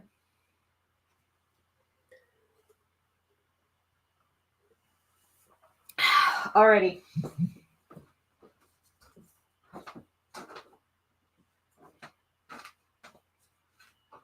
Oh, I can show you the top of this mug. It's purely decorative, and yet it's so cute. 1 second.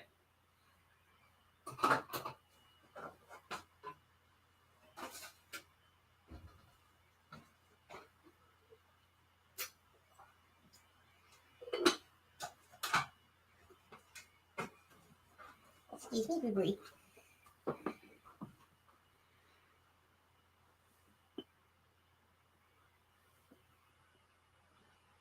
There we go, against the black sleeve. Look at that. Look at that cat. It's so cute. And then it also came with a spoon that comes out of this little hole. And the top of the spoon has a little cat paw on it. It's so cute. This mug is so heckin' cute. I love it so much. This was a gift. Shout out to Alex's parents. They gave this for me for it was either my birthday or Christmas. I don't remember which. It was a while ago. I think I'll just do decaf Earl Grey. That's my go-to whenever I'm doing long drawing stretches.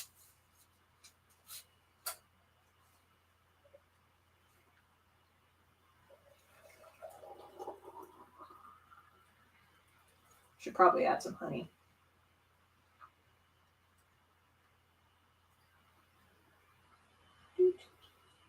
Okay.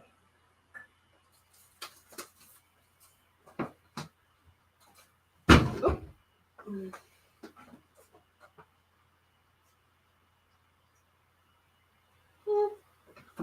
Maybe I'll save the honey for later.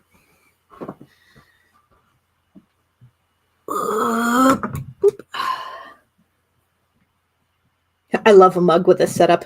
Yes. And Earl Grey is one of my faves. I actually started drinking more Earl Grey for breakfast in the mornings. I used to only drink the decaf version, but then I started drinking the caffeinated version for breakfast. And calf or decaf, it's still so good. The decaf version, you can taste the bergamot more. I mean, caffeinated is still good, but the decaf version is the one that I drank the most. Still my favorite.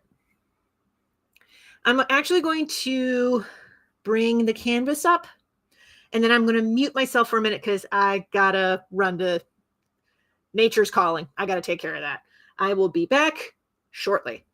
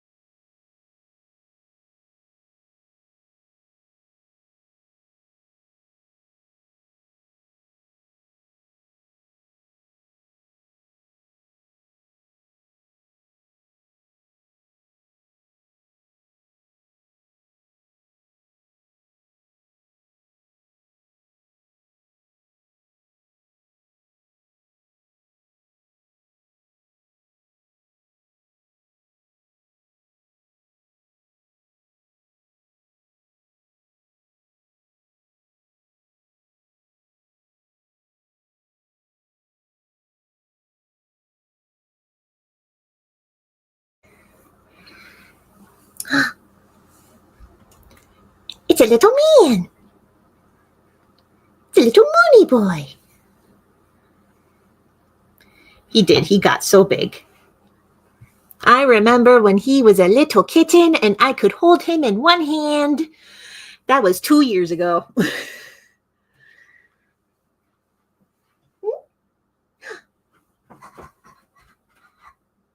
What you doing? What you doing? Trying to get in trouble? Huh? Are you trying to get in trouble, sir?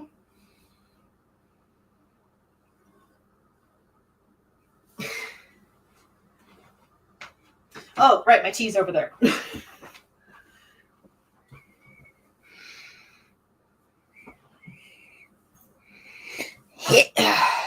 Okay. Wait a minute. I just realized something about that. Because I got a notification from PayPal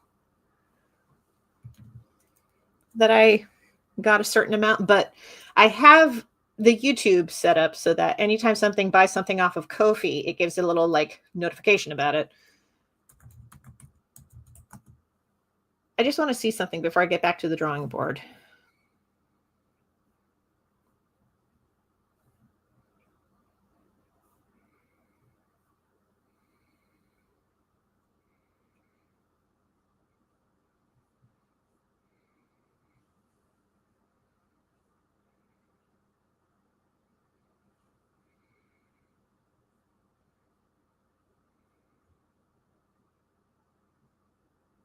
Wow, PayPal updated its interface. It's very weird. Oh, okay. This is... Okay. That's the secret comic project that I mentioned earlier. I was like, why did I get this notification? That'd be why. You can't get in trouble if you never leave trouble. That is Mooney's philosophy in a nutshell. You can't get in trouble if you never leave trouble. That is Mooney's constant state of being. There is a reason why his full name is Mooney Vegeta Muser Peterson Crawford, and why Vegeta is in the name, because he is trouble all of the time. That's just what he does. Alrighty, so we've had a couple of Louis Zong songs on loop for a bit. Let's change it up. The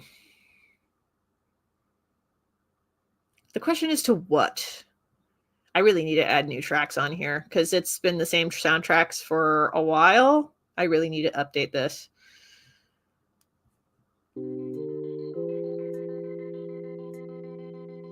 Okay.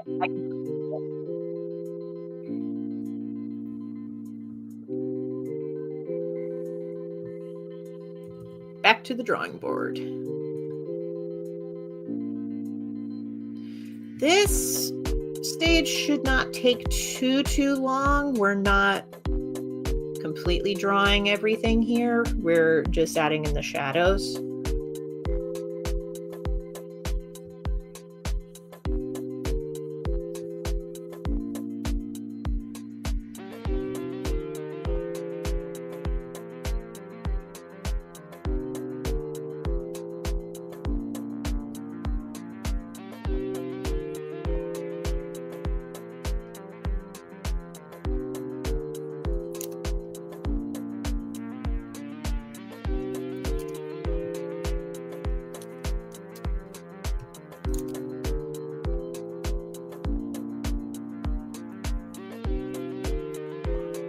Recall any new movies that I've seen recently. Most of the new stuff that I've been coming across has been books. Oh, I did start a new audiobook recently. What You Were Looking For is in the library. It's a Japanese novel. It's very cute. Something that I'm noticing in a lot of the Japanese novels that I've been reading is that they are more like episodic short stories put into a book. book. That's a pattern that I've been picking up on for a lot of them. Not all of them are like this, but the ones that I have come across have been like this.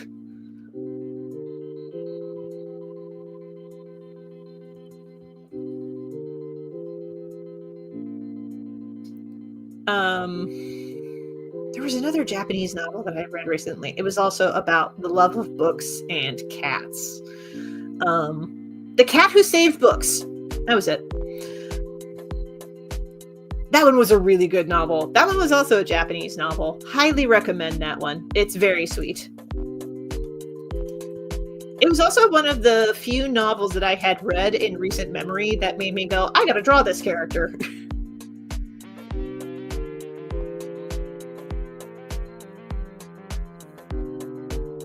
Ooh, wait a second. I know how I want to do the background elements on this. Okay, so there's a line effect. Let me see if I can find it.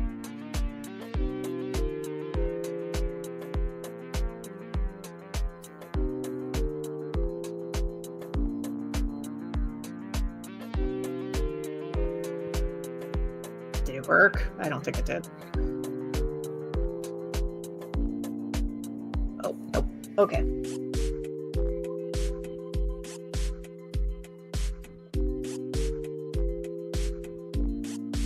No, that's not the effect that I wanted. Hold on. Oh, I know how to do it.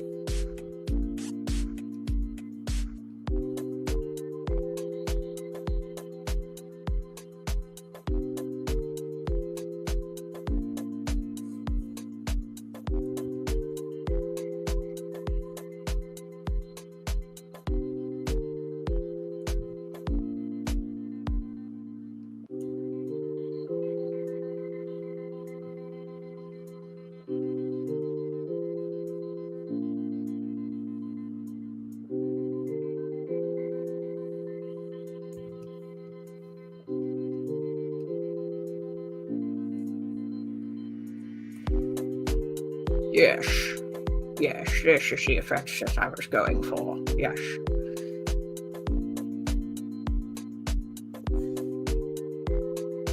Concise definition of a typical cat, fluffy Vegeta. If only they had thumbs. We really don't need to give cats thumbs. We don't need to give them any more ammo.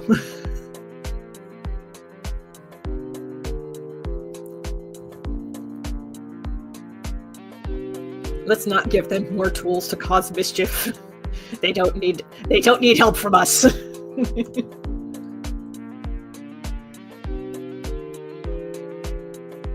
Ooh, okay, hold on. This panel, this final one, that's where we can put some of these saturated lines.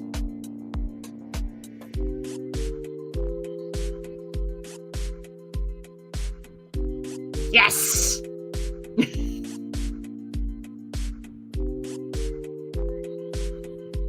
Perfect.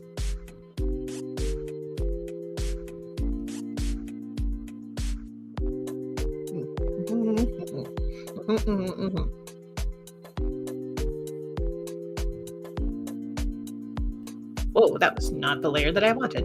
There.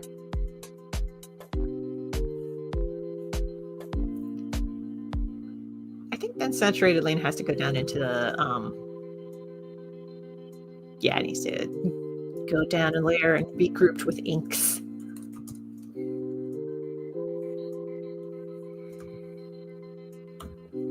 I like to keep track of my layers. I want to try to keep them somewhat tidy.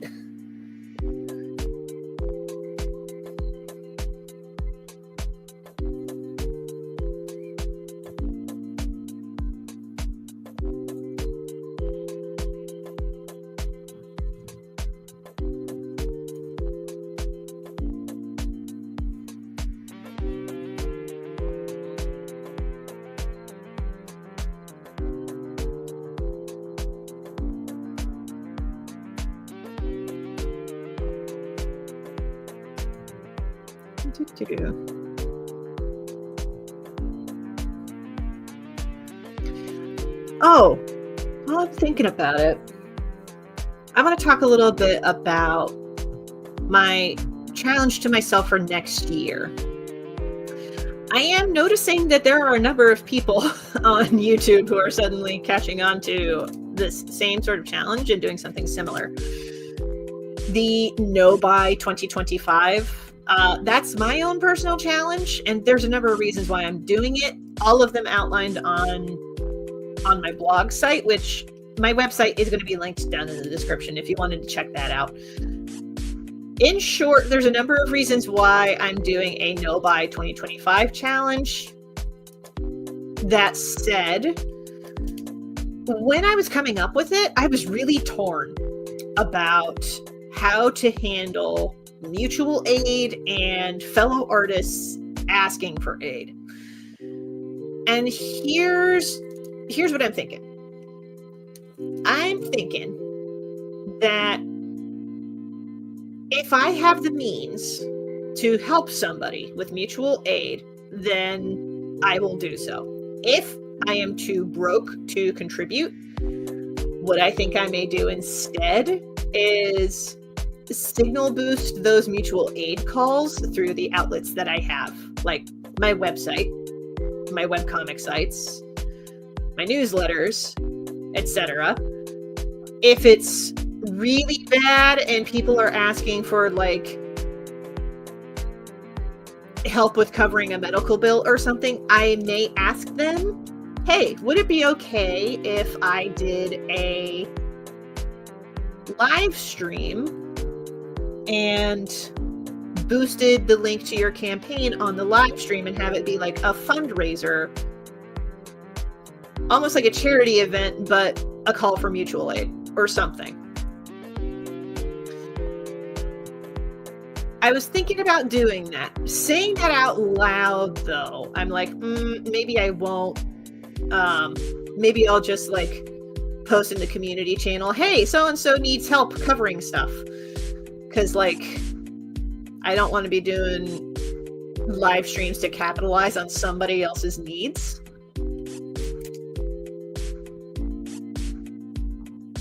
Yeah, saying that out loud, I'm like, maybe I won't do a live stream specifically for that person, but what I can do is shout out their needs on the community tab and do it that way. I think that would be better. I've seen other YouTube creators do the same sort of thing, where if a colleague of theirs has a call for mutual aid or needs mutual aid, they'll just post in their community tab, hey, so-and-so needs help covering this thing.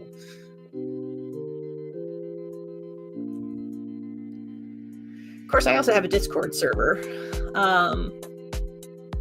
You'll have to get to that by signing up for my email newsletter, but I do have a Discord server.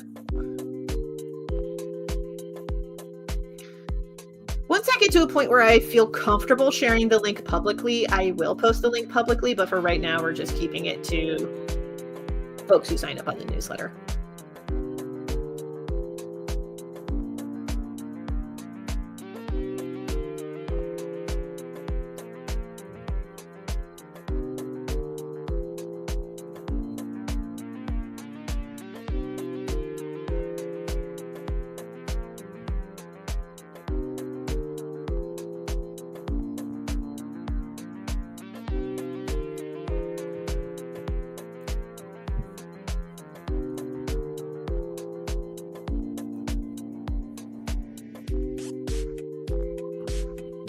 Oh, other things that I want to try to do more next year, actually.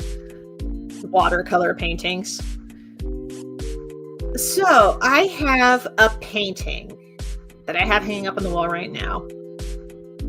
It is a reference to I'm trying to remember who the particular artist is, but it is a painting called Two Brothers. The original painting has a figure kneeling next to a dragon. I did a piece, I don't want to say mimicking that, but it was part of a show called Comics versus Art. The task with the Comics versus Art show was pick a piece of fine art, render it in your comics art style. That was the challenge. I looked at that painting, Two Brothers, and I went, bet. And so I painted Two Sisters.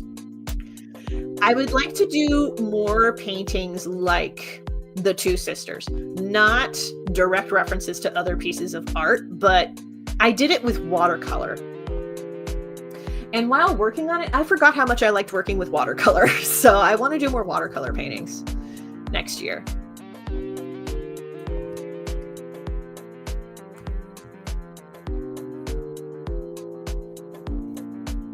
So that's something on the roster. So that's collage work and watercolors that I want to do more of next year, and we will see how that goes. Oh, now Bree Bree is a nice, concise little loaf on her little old lady mat, getting nice and heated.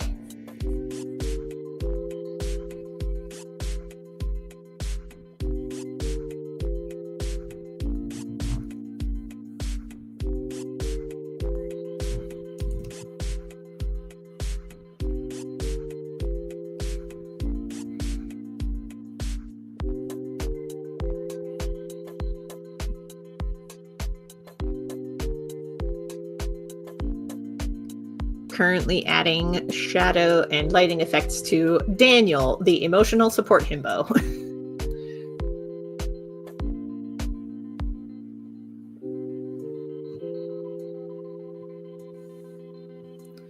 Hold on, I'm just going to do a general shape here, and then I will do hair texture like this.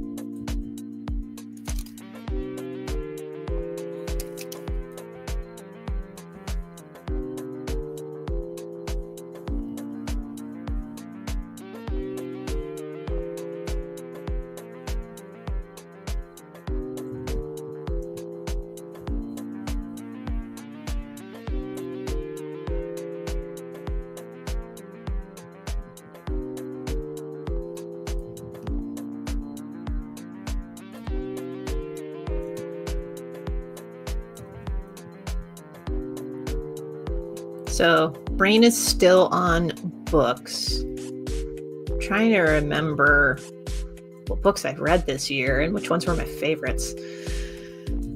I can say of recent memory, my favorite so far is Braiding Sweetgrass by Robin Wall Kimmerer. Really like that book. It's got some of my favorite things in it. It's got somebody being a giant nerd on their particular topic of choice. In the case of Braiding Sweetgrass, it's an ecologist talking about ecology things. I really like reading people's books when they are really excited about a particular topic. And Robin Wall Kimmerer is excited about ecology.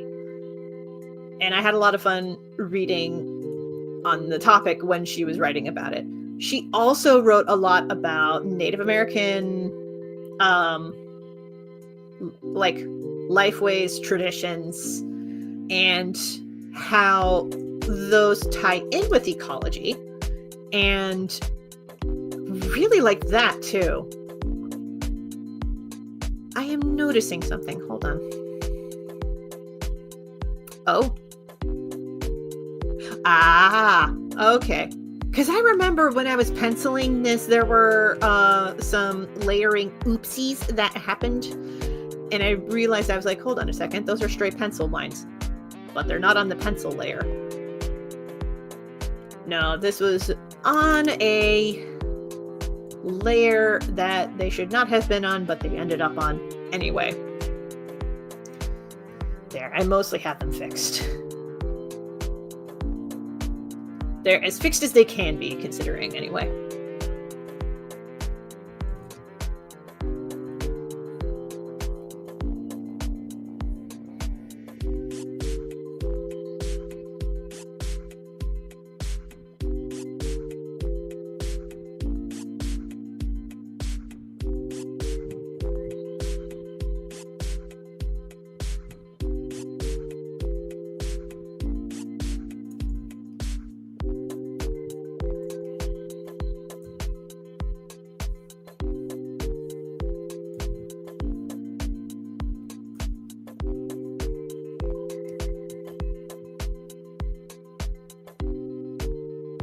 I can talk a little bit about a book that I had to put aside. What we in the biz call a DNF, a do not finish. I can talk about the most recent one that I had to DNF. It was actually a book by another autistic person. Visual Thinking by Temple Grandin. I started reading it, and about 100 pages in, I noticed that it was a lot of boomer-esque, they don't teach them like they used to back in the day, combined with mentions of like my hero Thomas Edison, and I'm like, Thomas Edison? The guy who stole all of his patents?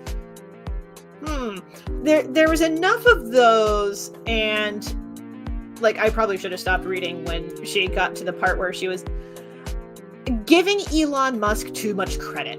I don't want to say she was an apologist, because she did make a comment that was like, and then he bought Twitter, which was his biggest mistake. And I'm like, yeah, you're not wrong. She tried to make the argument that Elon Musk himself is autistic, which I don't think that's necessarily true. Like, maybe he memorized stuff, but having a really sharp memory is not the same thing as being autistic. Not every autistic person has a photographic memory. Not every person with a photographic memory is autistic.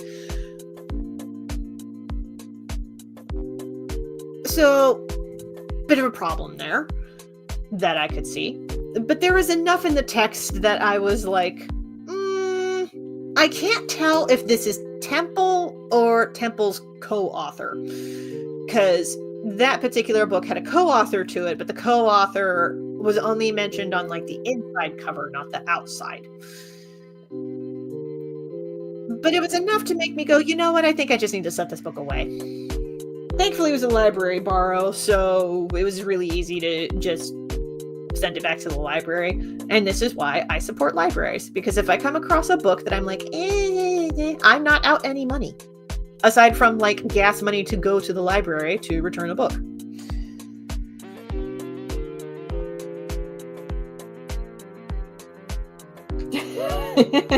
Saphronia is like, anyone that isn't trashing that man on site is not worth your time. I agree. Like, kind of preaching to the choir on that one. Anybody who's like apologizing for that man, I'm like, oh, you've not been paying attention. It's like, okay, I know I tend to, like, in my head, look at a lot of, like, tweets on Blue Sky, etc. as, like, examples of things. But there was one tweet from a scientist. No, it wasn't a scientist even. It was somebody who worked in, like, computer programming. He made a post that went something, I'm going to paraphrase. He was like, you know, at first, I thought Elon Musk was great because he was doing stuff with electric vehicles and rockets. And then I saw what he did with Twitter on the back end. And now I am very worried about those electric vehicles and rockets. And I'm like, yeah. Also, I gotta say this because this actually came up in a conversation on particularly Blue Sky recently. Because there were some people who were basically trash talking Teslas, which is not hard. Teslas are not great electric vehicles. And then they started talking about Hyundais and Nissans. And I gotta say, I have to say this as somebody with a cousin who is obsessed with EVs right now. She and I have talked about EVs before because I've casually mentioned possibly being interested in getting one. And she's like, don't get a Tesla. Teslas are really bad electric vehicles. If you want an electric vehicle, here's a catalog of other ones. I highly recommend Nissan and Hyundais. And I'm like, cool. I will trust your expertise. because you know more about this stuff than I do. She's been real deep into the EV game. She's actually been doing a lot of advocacy work to get EVs like a presence in Columbus, Ohio. So yeah, if there's anybody who I would trust the opinion of when it comes to electric vehicles or even solarizing things, it would be my cousin. And my cousin's like, Teslas suck, don't get a Tesla. And I'm like, done.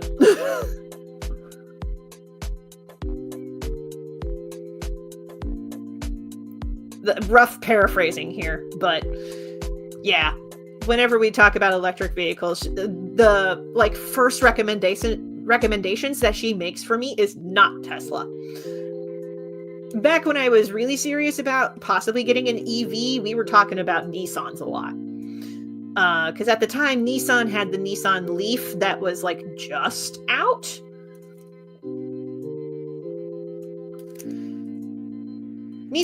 The Nissan Leaf has been out for a while now. But I remember very good things being said about that car. That might have changed because it's been a while, but I don't know.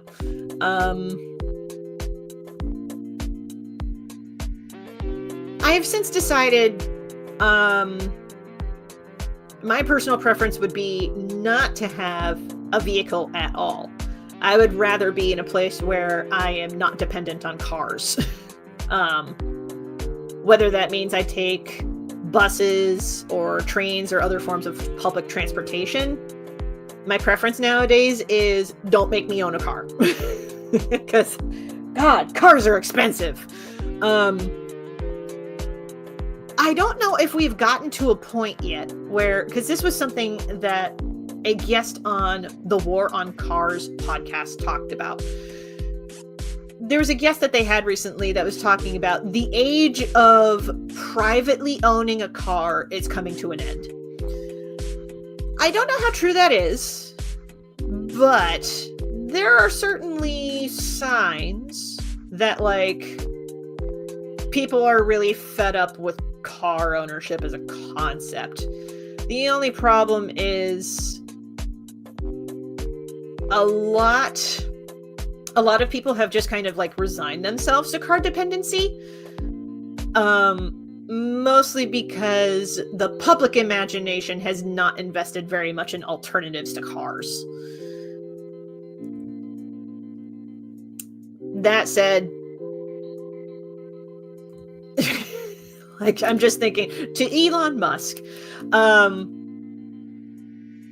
you want to make a more efficient Hyperloop. Here's how you go about it. So you take the concept of the Hyperloop, you take a car, and then you attach a car on the back of that car, and then you attach another car on the back of that car, and another car on the back of that car, and you just make a long chain, and it's a train. Trains are more efficient than cars.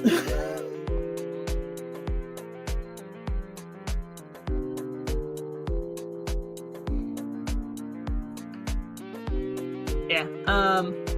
Jessica says, I still don't understand how it is the Tesla autopilot mess has been allowed to continue after all the deaths. That's a good question. Oh, yeah, I get this. I live in the West, and it's rough not owning a car. Yeah, I used to live in Phoenix. Phoenix is very, very hard to get around without a car. And it's really unfortunate.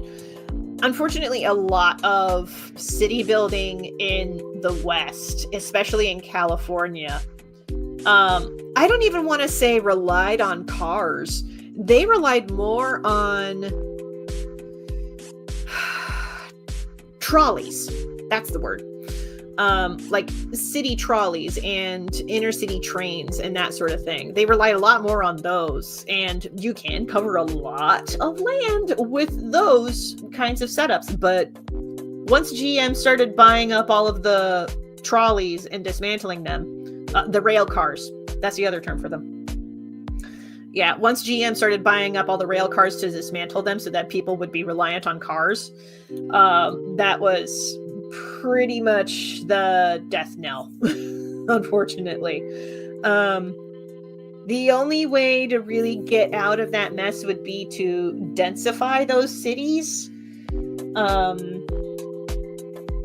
But that's a conversation for local strong towns groups to talk about. I know nothing of the needs of people who live in cities out west. I know somewhat the needs of people who live in Phoenix because I lived out there for like 9 months.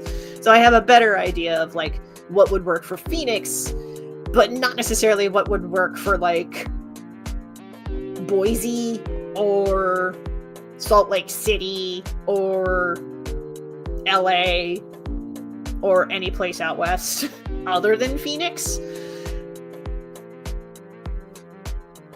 Or even a little bit Albuquerque, because I've visited Albuquerque twice. I actually gave serious thought to moving out to Albuquerque. Every time I voice this to CB is like, don't move to Albuquerque. But I'm wondering if that's just something that Albuquerque locals do. Like, as soon as you vocalize to an Albuquerque local that you're considering going to Albuquerque, their immediate reaction is don't. It's something that I've noticed. And this is something that City Nerd also noticed, because City Nerd is another YouTuber that I like to listen to. Don't ask me why. On the surface, I would not normally be interested in City Nerd because he is a very dry man.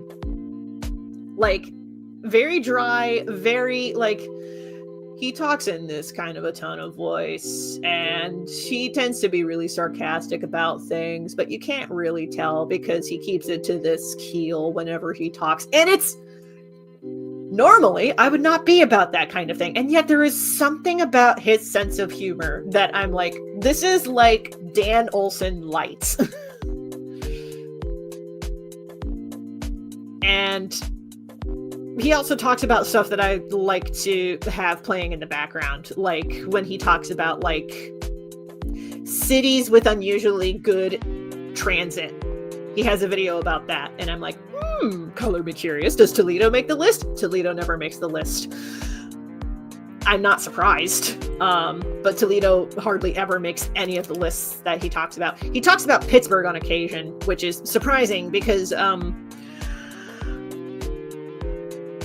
you know, I'm surprised to say this considering how often I would go to Pittsburgh for work years ago.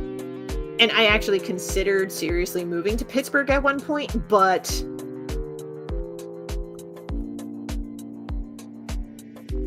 I'm looking around to make sure that the Pittsburghians are not going to jump out and murder me. Pittsburgh kinda sucks. I hate to say it. After having been in Toledo for a while, like, honestly, Toledo has the same sort of, like, grungy inner city vibes as Toledo does, but the perk of, that Pittsburgh does, but the perk of Toledo is that it's flat. I appreciate the flatness of Toledo. Like, good lordy, it's so nice to not have to deal with weird back roads and one-way streets on top of slopes. Don't make me content with those, please, for the love of God. But like, the design of the city of Pittsburgh is like, if somebody made this joke about Boston, and I'm wondering if the city designers of Boston also designed Pittsburgh. It's like somebody took a plate of spaghetti, dropped it on a map, and looked at how the spaghetti fell and went, this is where we're putting our roads. There's just something about the city that is like absolutely unnavigable. Drives me bonkers.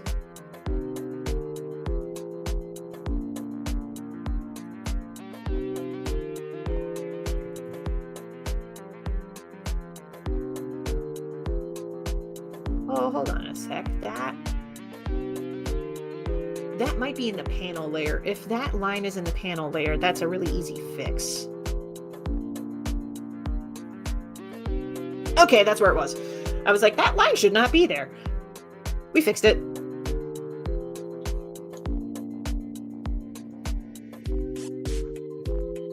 The red states need public transportation so bad. Most of them haven't kept up with street infrastructure, but people keep moving to these places and it's horrible.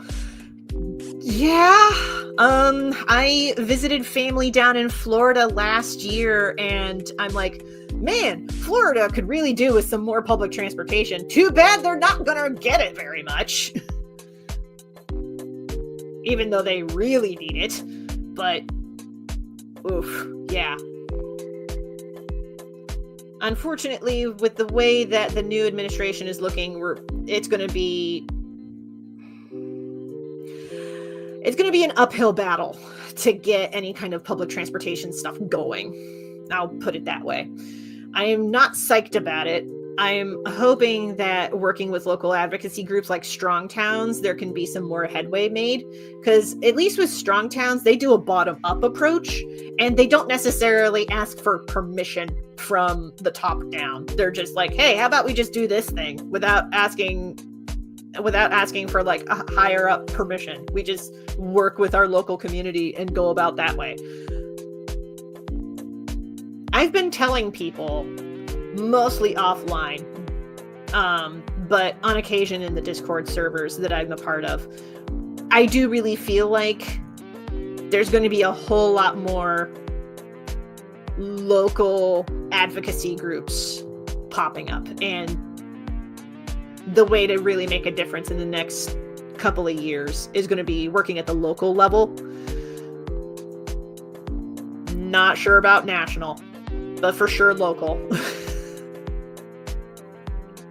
I'm mostly keeping tabs on it because, I'll be honest, politics has always been a side project of mine. Like, even back in 2018, I was helping people run for Congress against our incumbent. Like, politics has always been something that I did, like, in the periphery. But it was always kind of out of a necessity, because even back in 2018, it was like, oh, I definitely feel the minority status here. I am a gay person in a very deeply red part of Ohio, right next to West Virginia. Like, there is no, I don't want to say camouflage, but there is no going back in the closet about that once you're out.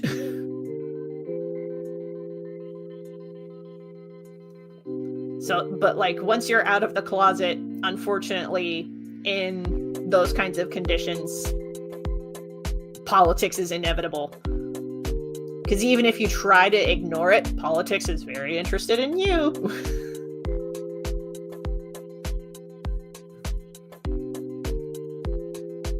Okay, sorry. There's something about this hair that I'm like, this is not looking right. Hold on.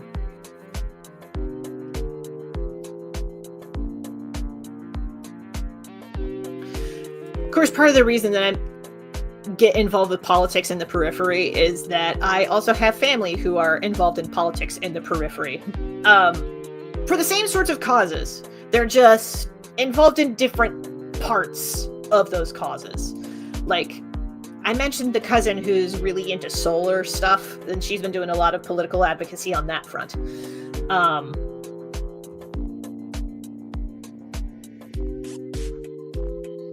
But I also had grandparents who were union organizers and really supported unions. And seeing that example also got me involved in politics in somewhat of a low-key way, even when I was a kid. I still have very distinct memories of being a wee bean, and my grandparents would have their truck as part of the parade lineup representing their union that they were a part of.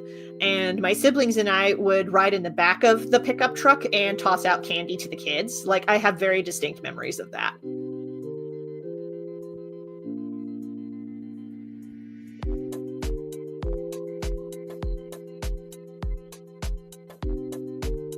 And in the years when my siblings and I were not in the back of the truck, we would often point it out in the parades. We'd be like, hey, that's our grandparents. They're part of the union, kind of thing.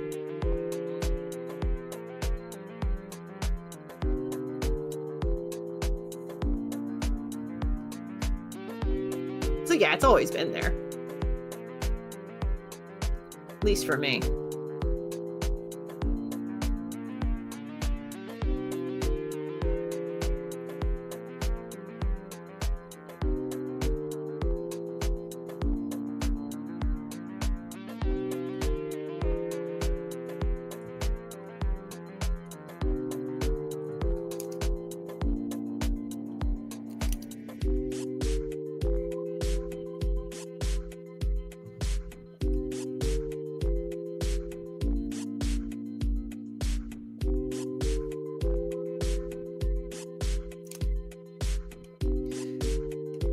We are one step closer to finishing the shades on this.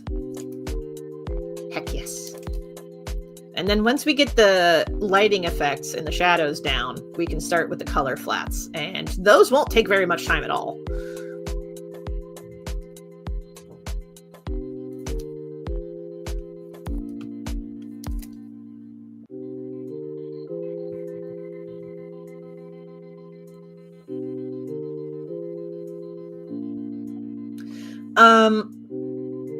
I will mention for folks who might be interested in doing a lot more volunteering and advocacy work in the near future, I'm going to recommend something that I've seen other organizers recommend, which is don't try to do everything. Like, I understand there can be a calling to want to do everything, that you'll want to get involved in like 5,000 different causes. Don't do that. Pick 1 to 2 causes to really give a shit about and go deep on those. Leave the rest to other people who want to go deep on those topics and trust that those people are good at those. Like, there's a reason why I haven't really talked a lot about what's going on in Gaza. And that's because there are other people who have gone in really deep on that topic. My particular special interests are going to be on libraries and censorship. Like, those are going to be my special interests for the foreseeable future. And LGBT issues, but that's because I'm part of that umbrella. Like, I kind of have to know that kind of stuff.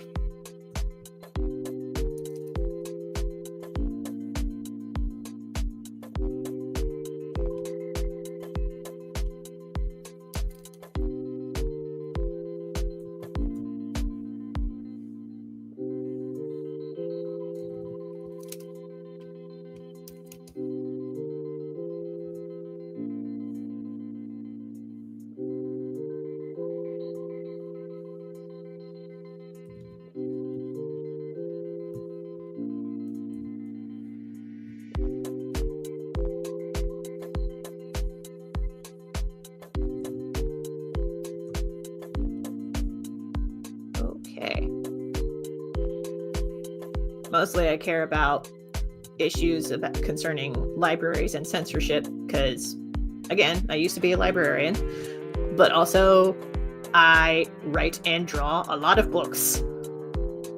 And I would rather that my books not be banned because Moms for Liberty saw that I have genderqueer main characters and they're like, oh, you know, like, sorry, I didn't mean to make the mic peak there for a second, but like, yeah, really tired of mom groups clutching their pearls when it comes to work like mine. Like, it's really obnoxious.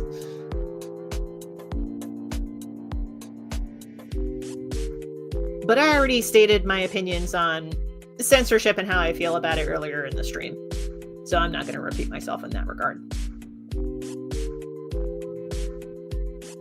You know, it's a good thing that my particular flavor of the tism is the kind where I talk to myself and babble a lot. Because if I was the flavor of tism that gets really quiet after a point, God, these streams would be boring.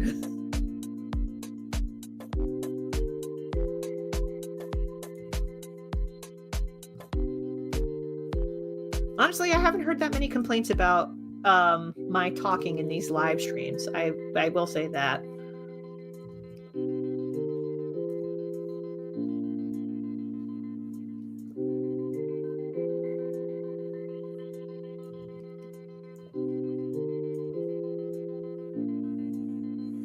If anything, it's like, ooh, people engaging in the live chat because I said something and they wanted to say something about it and continue the conversation.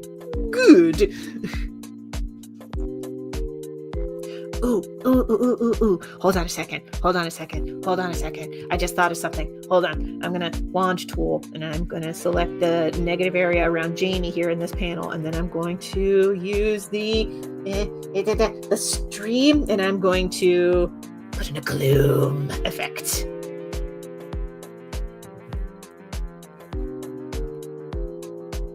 Yes. Gotta get those atmospheric effects going.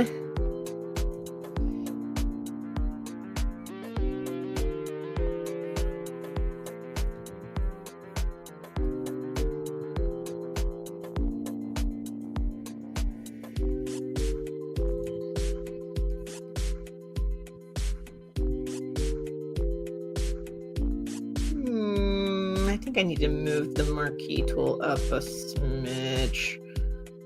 Or down a smidge. I think down.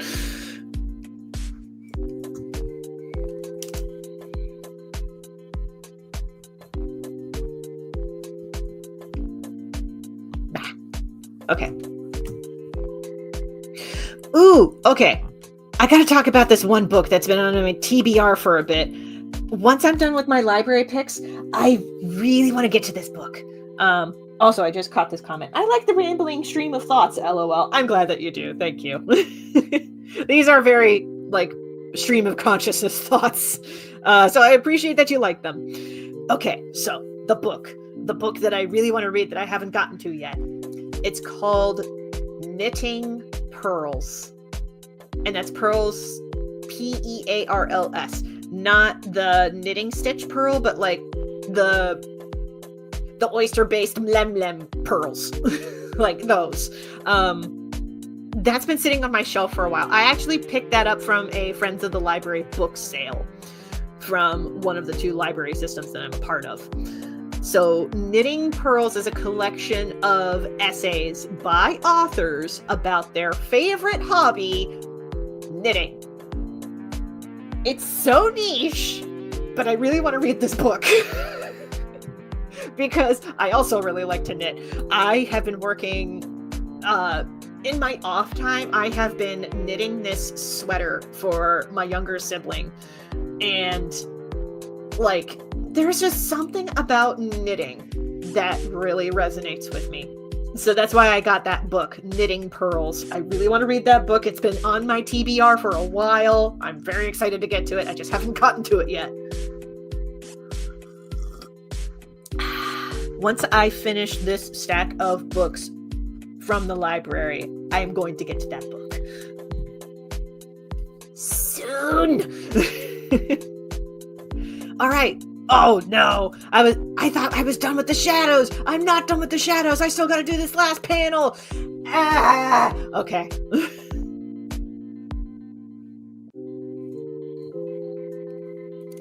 It's fine. It's fine. This is fine. It's fine. I can do this. It's fine.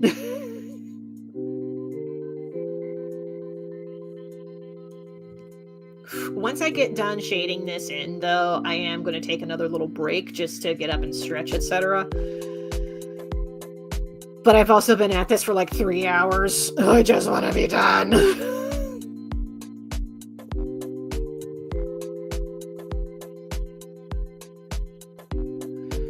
We're almost there.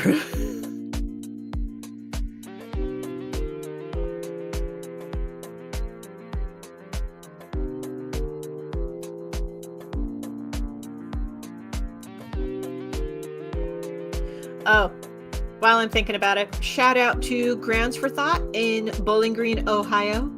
I mentioned them earlier in the stream. It was where I had first discovered Elric by Michael Moorcock. Again, one of these days I am going to make a video just talking about the Citadel of Forgotten Myths. Because I talked earlier about a particular genre of video that I would want to make, which is stream of consciousness, dialogue, rambly stuff over a time lapse of making art. That said, there is another genre of video that I am considering making, which is overly enthusiastic summations of books that I have read recently. And I really want to do one of these on the Citadel of Forgotten Myths by Michael Moorcock. Because, oh man, I could talk about this book for days. Because there is so much about it that just... There's so much about it that I could talk about it for ages. Here, I'll give you a teaser. The final short story in the Citadel of Forgotten Myths, because, oh, by the way, Citadel of Forgotten Myths is a collection of short stories about the Elric saga. It's just that these particular short stories in this volume are connected together in such a way that it's like, oh, this could be read as a continuous narrative. So, okay, here's the teaser. For one thing, this collection of short stories is about the time that Elric and his good friend Moonglum, not the weirdest name in the book, you'll have to bear with me. Elric and his good friend Moonglum go to the other side of their world, and their world is egg-shaped. This is not the strangest fact in the book, bear with me. So, the third story, the third story in this volume, has some of the stranger names that I have come across. Like, by the way, the reason that Elric has gone on this journey to the other side of the world is because he's trying to find his long-lost relatives from the Age of Empire that he witnessed, because he used to be emperor of a kingdom, and now the empire has fallen, and now he's trying to find his long-lost relatives, and this character is so melodramatic, and everybody else around him is like, are you okay, bro? Like, everybody else around him is like, dude, what is with this guy? It's a whole thing. But in the final short story could best be summed up as monologues for everyone. Like, seriously, everyone has monologues in that final short story, especially in, like, the third act of that short story, because it's about a city that's about to be sieged. There's a whole lot of build up to it. I'll cover it when I actually make a video about this. But in that third act, they go to this temple where one of the elements of their salvation is going to be, and they go to the priestesses, and they're like, madams, we must go into the well in order to get this resource that we desperately need if we are going to win this war. And the priestess goes into, I kid you not, 3 separate monologues about, no, if you do that, you'll doom us all, a plague on all your houses, you absolute fools, and just pimps off. Like, and that's not even the weirdest monologue. The weirdest monologue goes to Jambarg. Still not the weirdest name, but it's definitely one of the weirder names in this book. Jambarg is one of the Lords of Chaos. Because, by the way, the entire Elric saga also has this backdrop of a war between the gods of law and the gods of chaos, and power brokerages and people trying to keep the equilibrium and the balance and blah, blah, blah, blah, blah, blah. And Elric's role in all of this is that his vampiric sentient sword was gifted to him by Ariok, one of the Lords of Chaos. So, by extension, Elric is a tool of Ariok, the Lord of Chaos. It's a whole thing. We're not going to worry about it.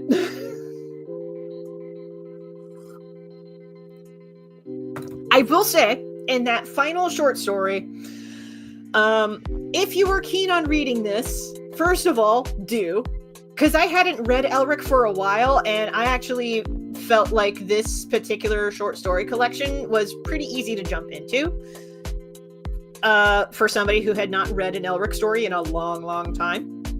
If you're new to the Elric saga, I imagine that it would be an okay jumping in point, but there might be some things that you're going to be like, who's this character? Who's this character? This is not elaborated on. Who's this character? And I gotta tell you, it's never elaborated on. I am so sorry. Anyway, that's kind of the theme with the Elric books is like, who's this character? It's never elaborated. I am so sorry. That's a lot of the Elric saga. And this is especially true in the third story, because the third act has a character pop up that's like, who's this? This is never elaborated on. I am so sorry. But when I mentioned that third short story in the Citadel of Forgotten Myths should have the subtitle Monologues for Everyone,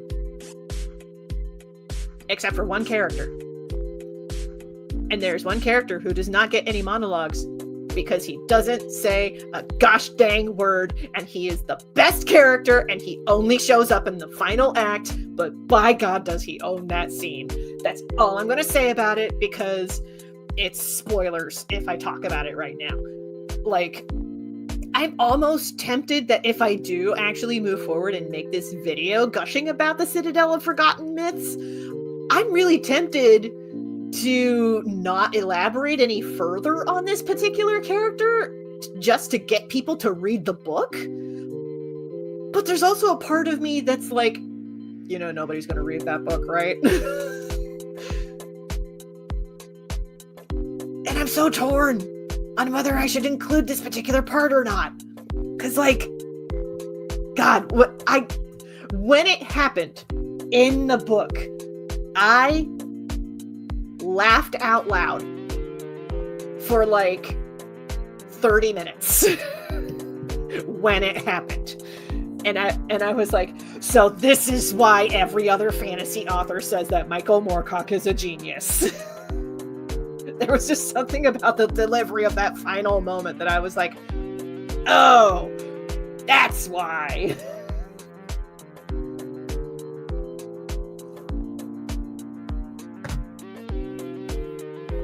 If you want spoilers, let me know, but otherwise I will not spoil it.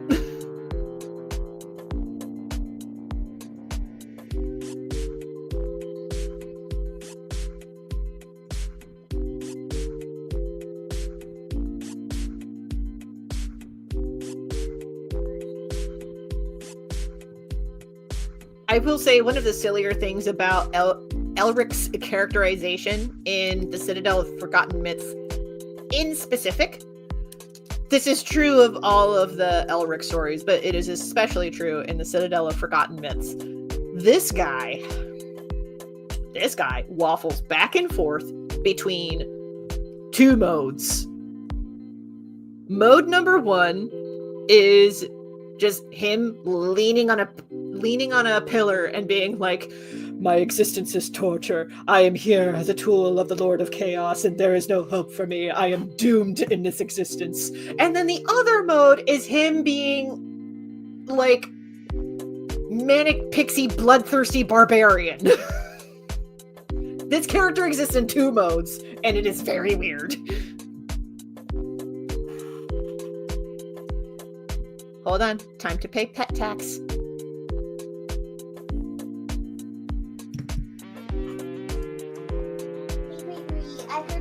In the walls. Mm-hmm. I could hear it even through the headphones. Little old lady time again. Oh, the way you cross your little front paws. You're so dainty.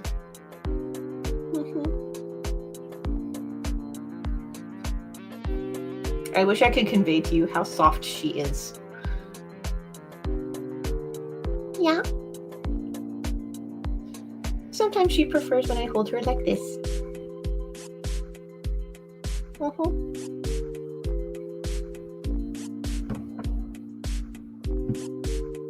Yeah.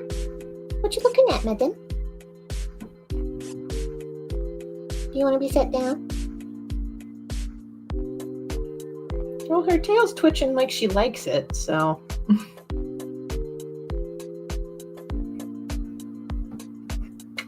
All right, I'm going to set you down.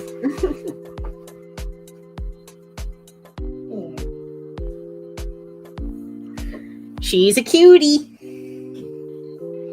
She's a cutie patootie. Yes, you are. You're a cutie patootie. Ugh.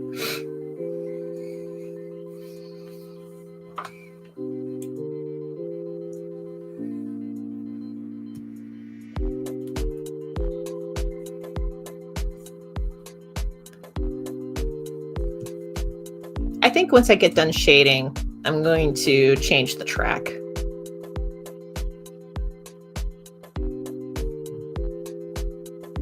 Actually, to be honest, once I'm done shading, I might just wrap up the stream because I've been at this for like 3 hours. And honestly, once we get to doing the color flats, that's just going to be a lot of the paint bucket tool, and that's not really exciting to stream. So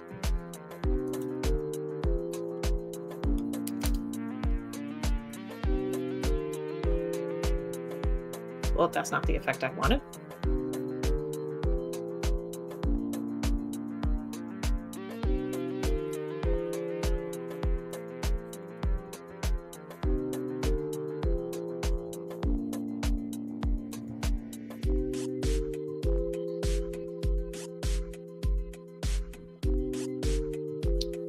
Hi. We just bumped her little head into my leg, and I just realized I did not put the canvas back up on the screen. Yes, madam? Do you want to say hi to the internet again? Do you want up in my lap? Immediately walked onto her little old lady nap. The answer is no. Madam, you keep rubbing up against things. That's usually your signal that you want cuddles.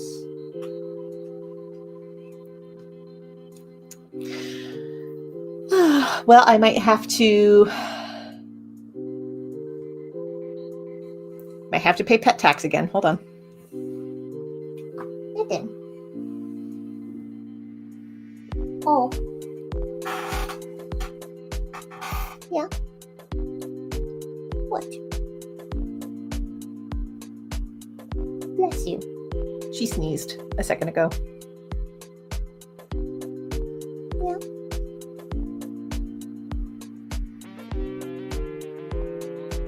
Such a grump. I love this little grump. Yeah. All right.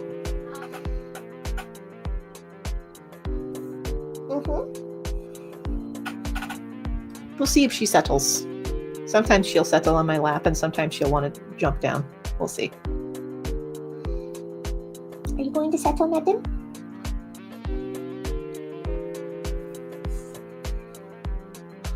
Pet tax. Ooh. Yes, this is a John Green sweater. Oh, goodness. See, this is what I mean when I say she rubs up on things. She will just smush her face into the nearest flat object, and that's her signal that she wants pets.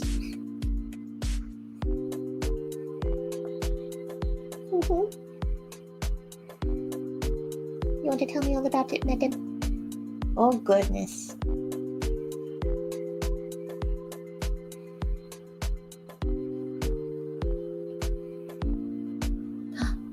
Hi, boo-boos. I don't know if the camera is going to catch Boo Boo. Oh. Bree Bree, she is allowed in the house. It's fine. Oh. Oh, hi, boo-boos. Oh, she's like just off camera. Sneaky peeky. Oh, you can catch a back leg on the right-hand side of the screen. Hi, boo-boos. Oh, goodness. Such stretchies. Did you just wake up from the nap, too? Oh. Yeah. Bree Bree's head is blocking view of Boo Boo. Hi, boo-boos. Did you just wake up from a nap? Man, we are getting all 3 kitties today.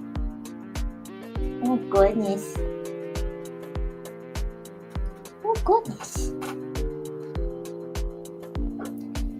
Boo Boo is allowed to get pets. Bree is so grumpy. She doesn't like it when I give pets to anybody else. Mm-hmm. Now, are you going to settle, madam? I'm almost done with this comic page. Or at least I'm almost done with this Step of the comic page, and then once I'm done, I'll wrap up the live stream and you will get all the cuddles. My goodness.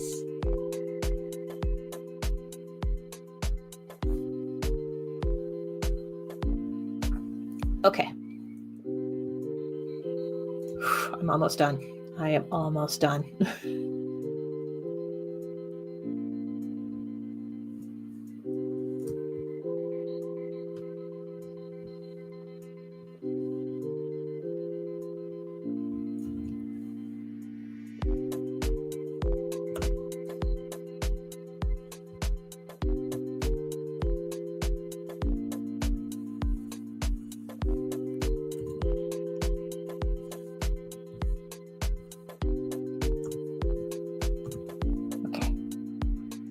Hey, baby. Bree, are you going to settle on my lap, or are you just going to do this weird half loaf? She's currently crouched like she doesn't know what she wants to do.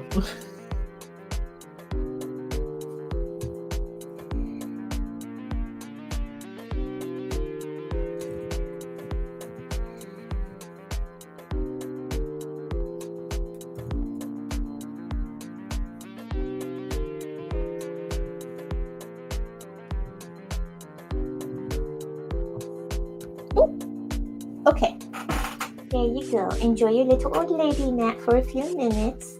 Once I'm done, I will give you all the cuddles.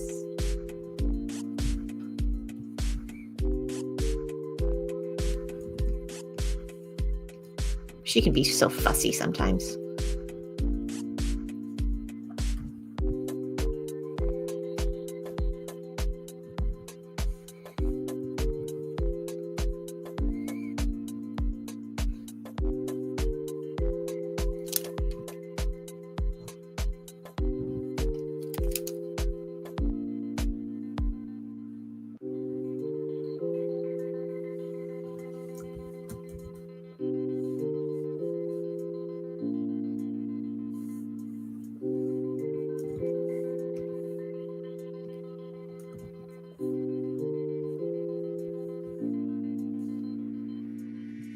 Doot.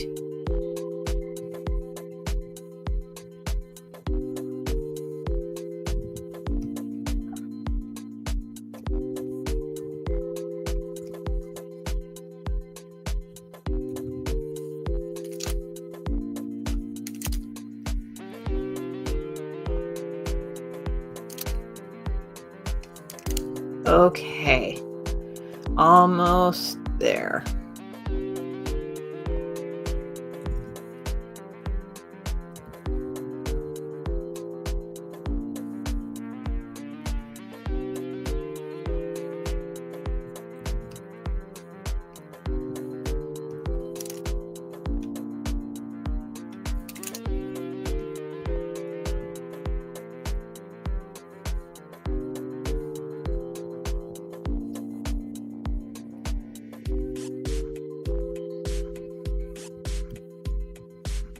Man, I rambled about a lot today.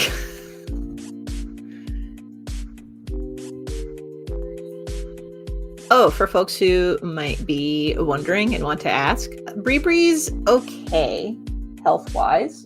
I mean, she just settled into a loaf on the heating pad, so she's okay there. She did have, recently, like within the last week, she had what the vet and I call a granny seizure. It's not quite a seizure, but we don't know what else to call it. She just does this thing where she'll be fine, minding her own business, and then all of a sudden, she will, if she's like laying in a loaf, she'll just kind of roll onto her side. Last night surprised me. It wasn't last night, it was this past week. I want to say it was like Monday or Tuesday when this happened. She was like standing there, and then suddenly she just quietly rolled onto her side, and then her eyes get big and her pupils get big, and her hind legs will just kind of curl up, and her front legs will just straight out, and then she'll just kind of like lay there for like a minute and a half, 2 minutes, and then the moment passes, and then she's back to normal. And it's like, I don't know what this is.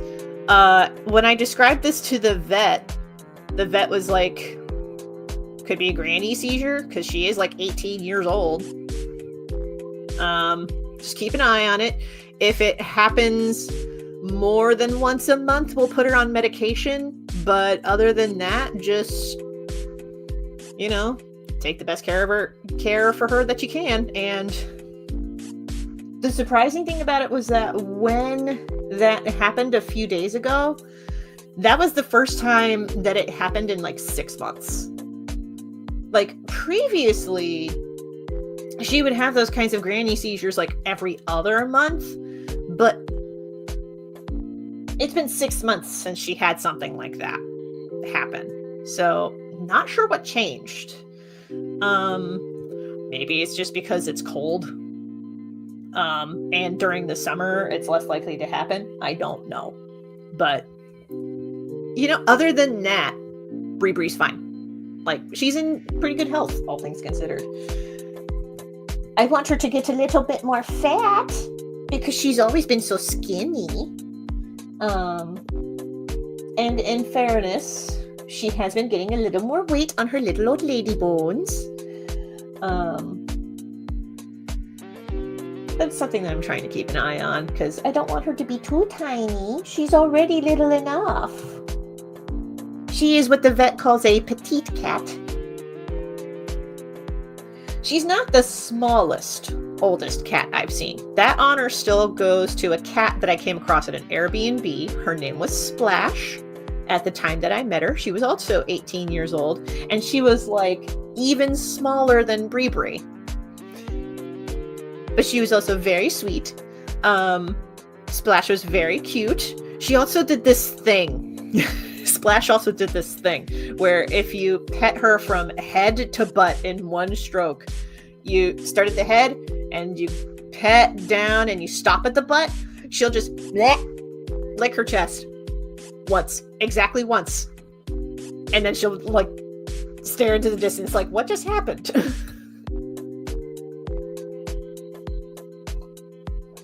Unfortunately, I think by this point, Splash, I'd be surprised if Splash was still kicking by this point, because that was pre-pandemic when I met that cat. If she's still kicking, grace bless. Fantastic. But I hope she's doing great.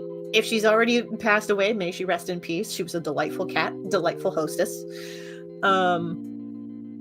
Yeah. Okay, so this is what we've got done of this particular page.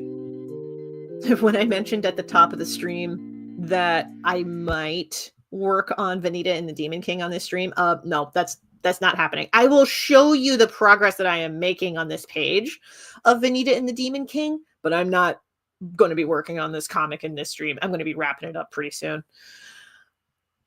Let me find the thing first. There it is. Okay. So this was what I was working on for Vanita and the Demon King. And yes, that is Claudia from the Case of the Wendigo, and she is very pregnant. And she's moved into a new storefront. Love that for her. But part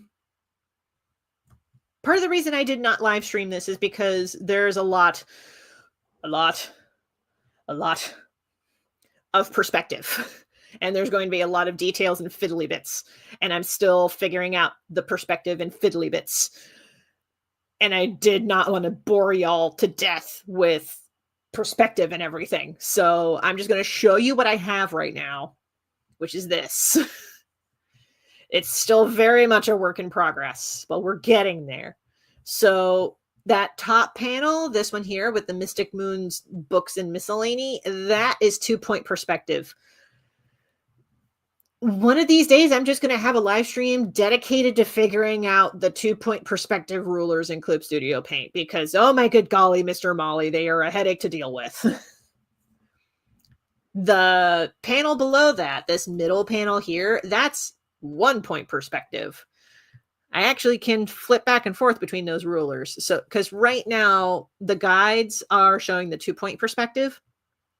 Turn it off. Turn on the 1-point perspective. Boom. There's 2. There's 1. But, oof, yeah, no, good golly, Mr. Molly. Figuring out the 2-point perspective ruler it took multiple tries. But this is what I have for this upcoming page of Vanita and the Demon King. Still a work in progress. We're not yet at the point of posting new pages online yet. That's probably not going to happen until probably the end of January, but I'm working on the pages now. So that's what I got done for that.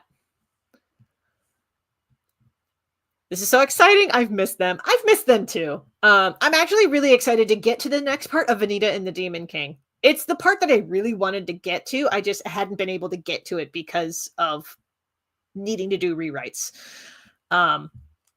Very excited about it though. So look forward to that.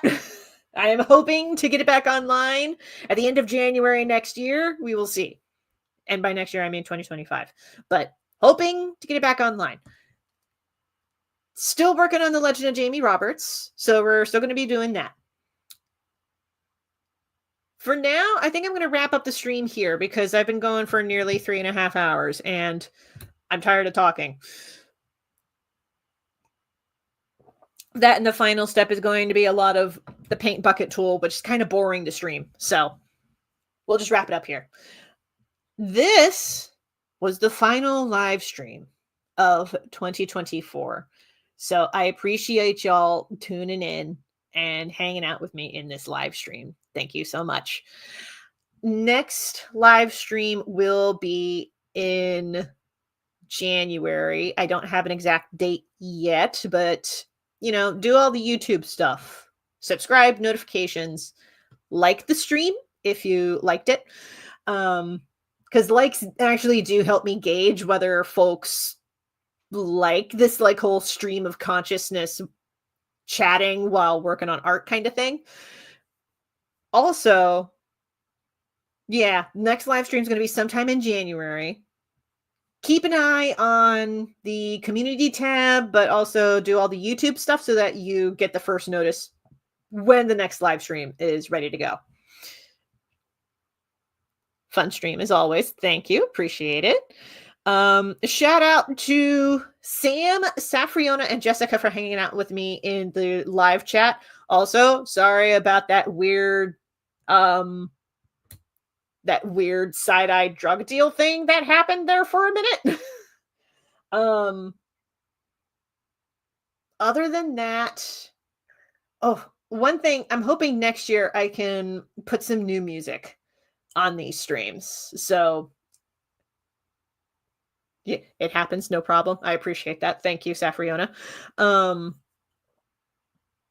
I will be taking a vacation in the final week of December, and then I'll be back online in the first part of January. Other than that, everybody, happy holidays. Be safe. If you're in the Northern Hemisphere, stay warm. If you're in the Southern Hemisphere, stay cool. And thank you all so much for watching. I need to set down my tea for this next part. Okay. Thank you all so much for watching. You are awesome.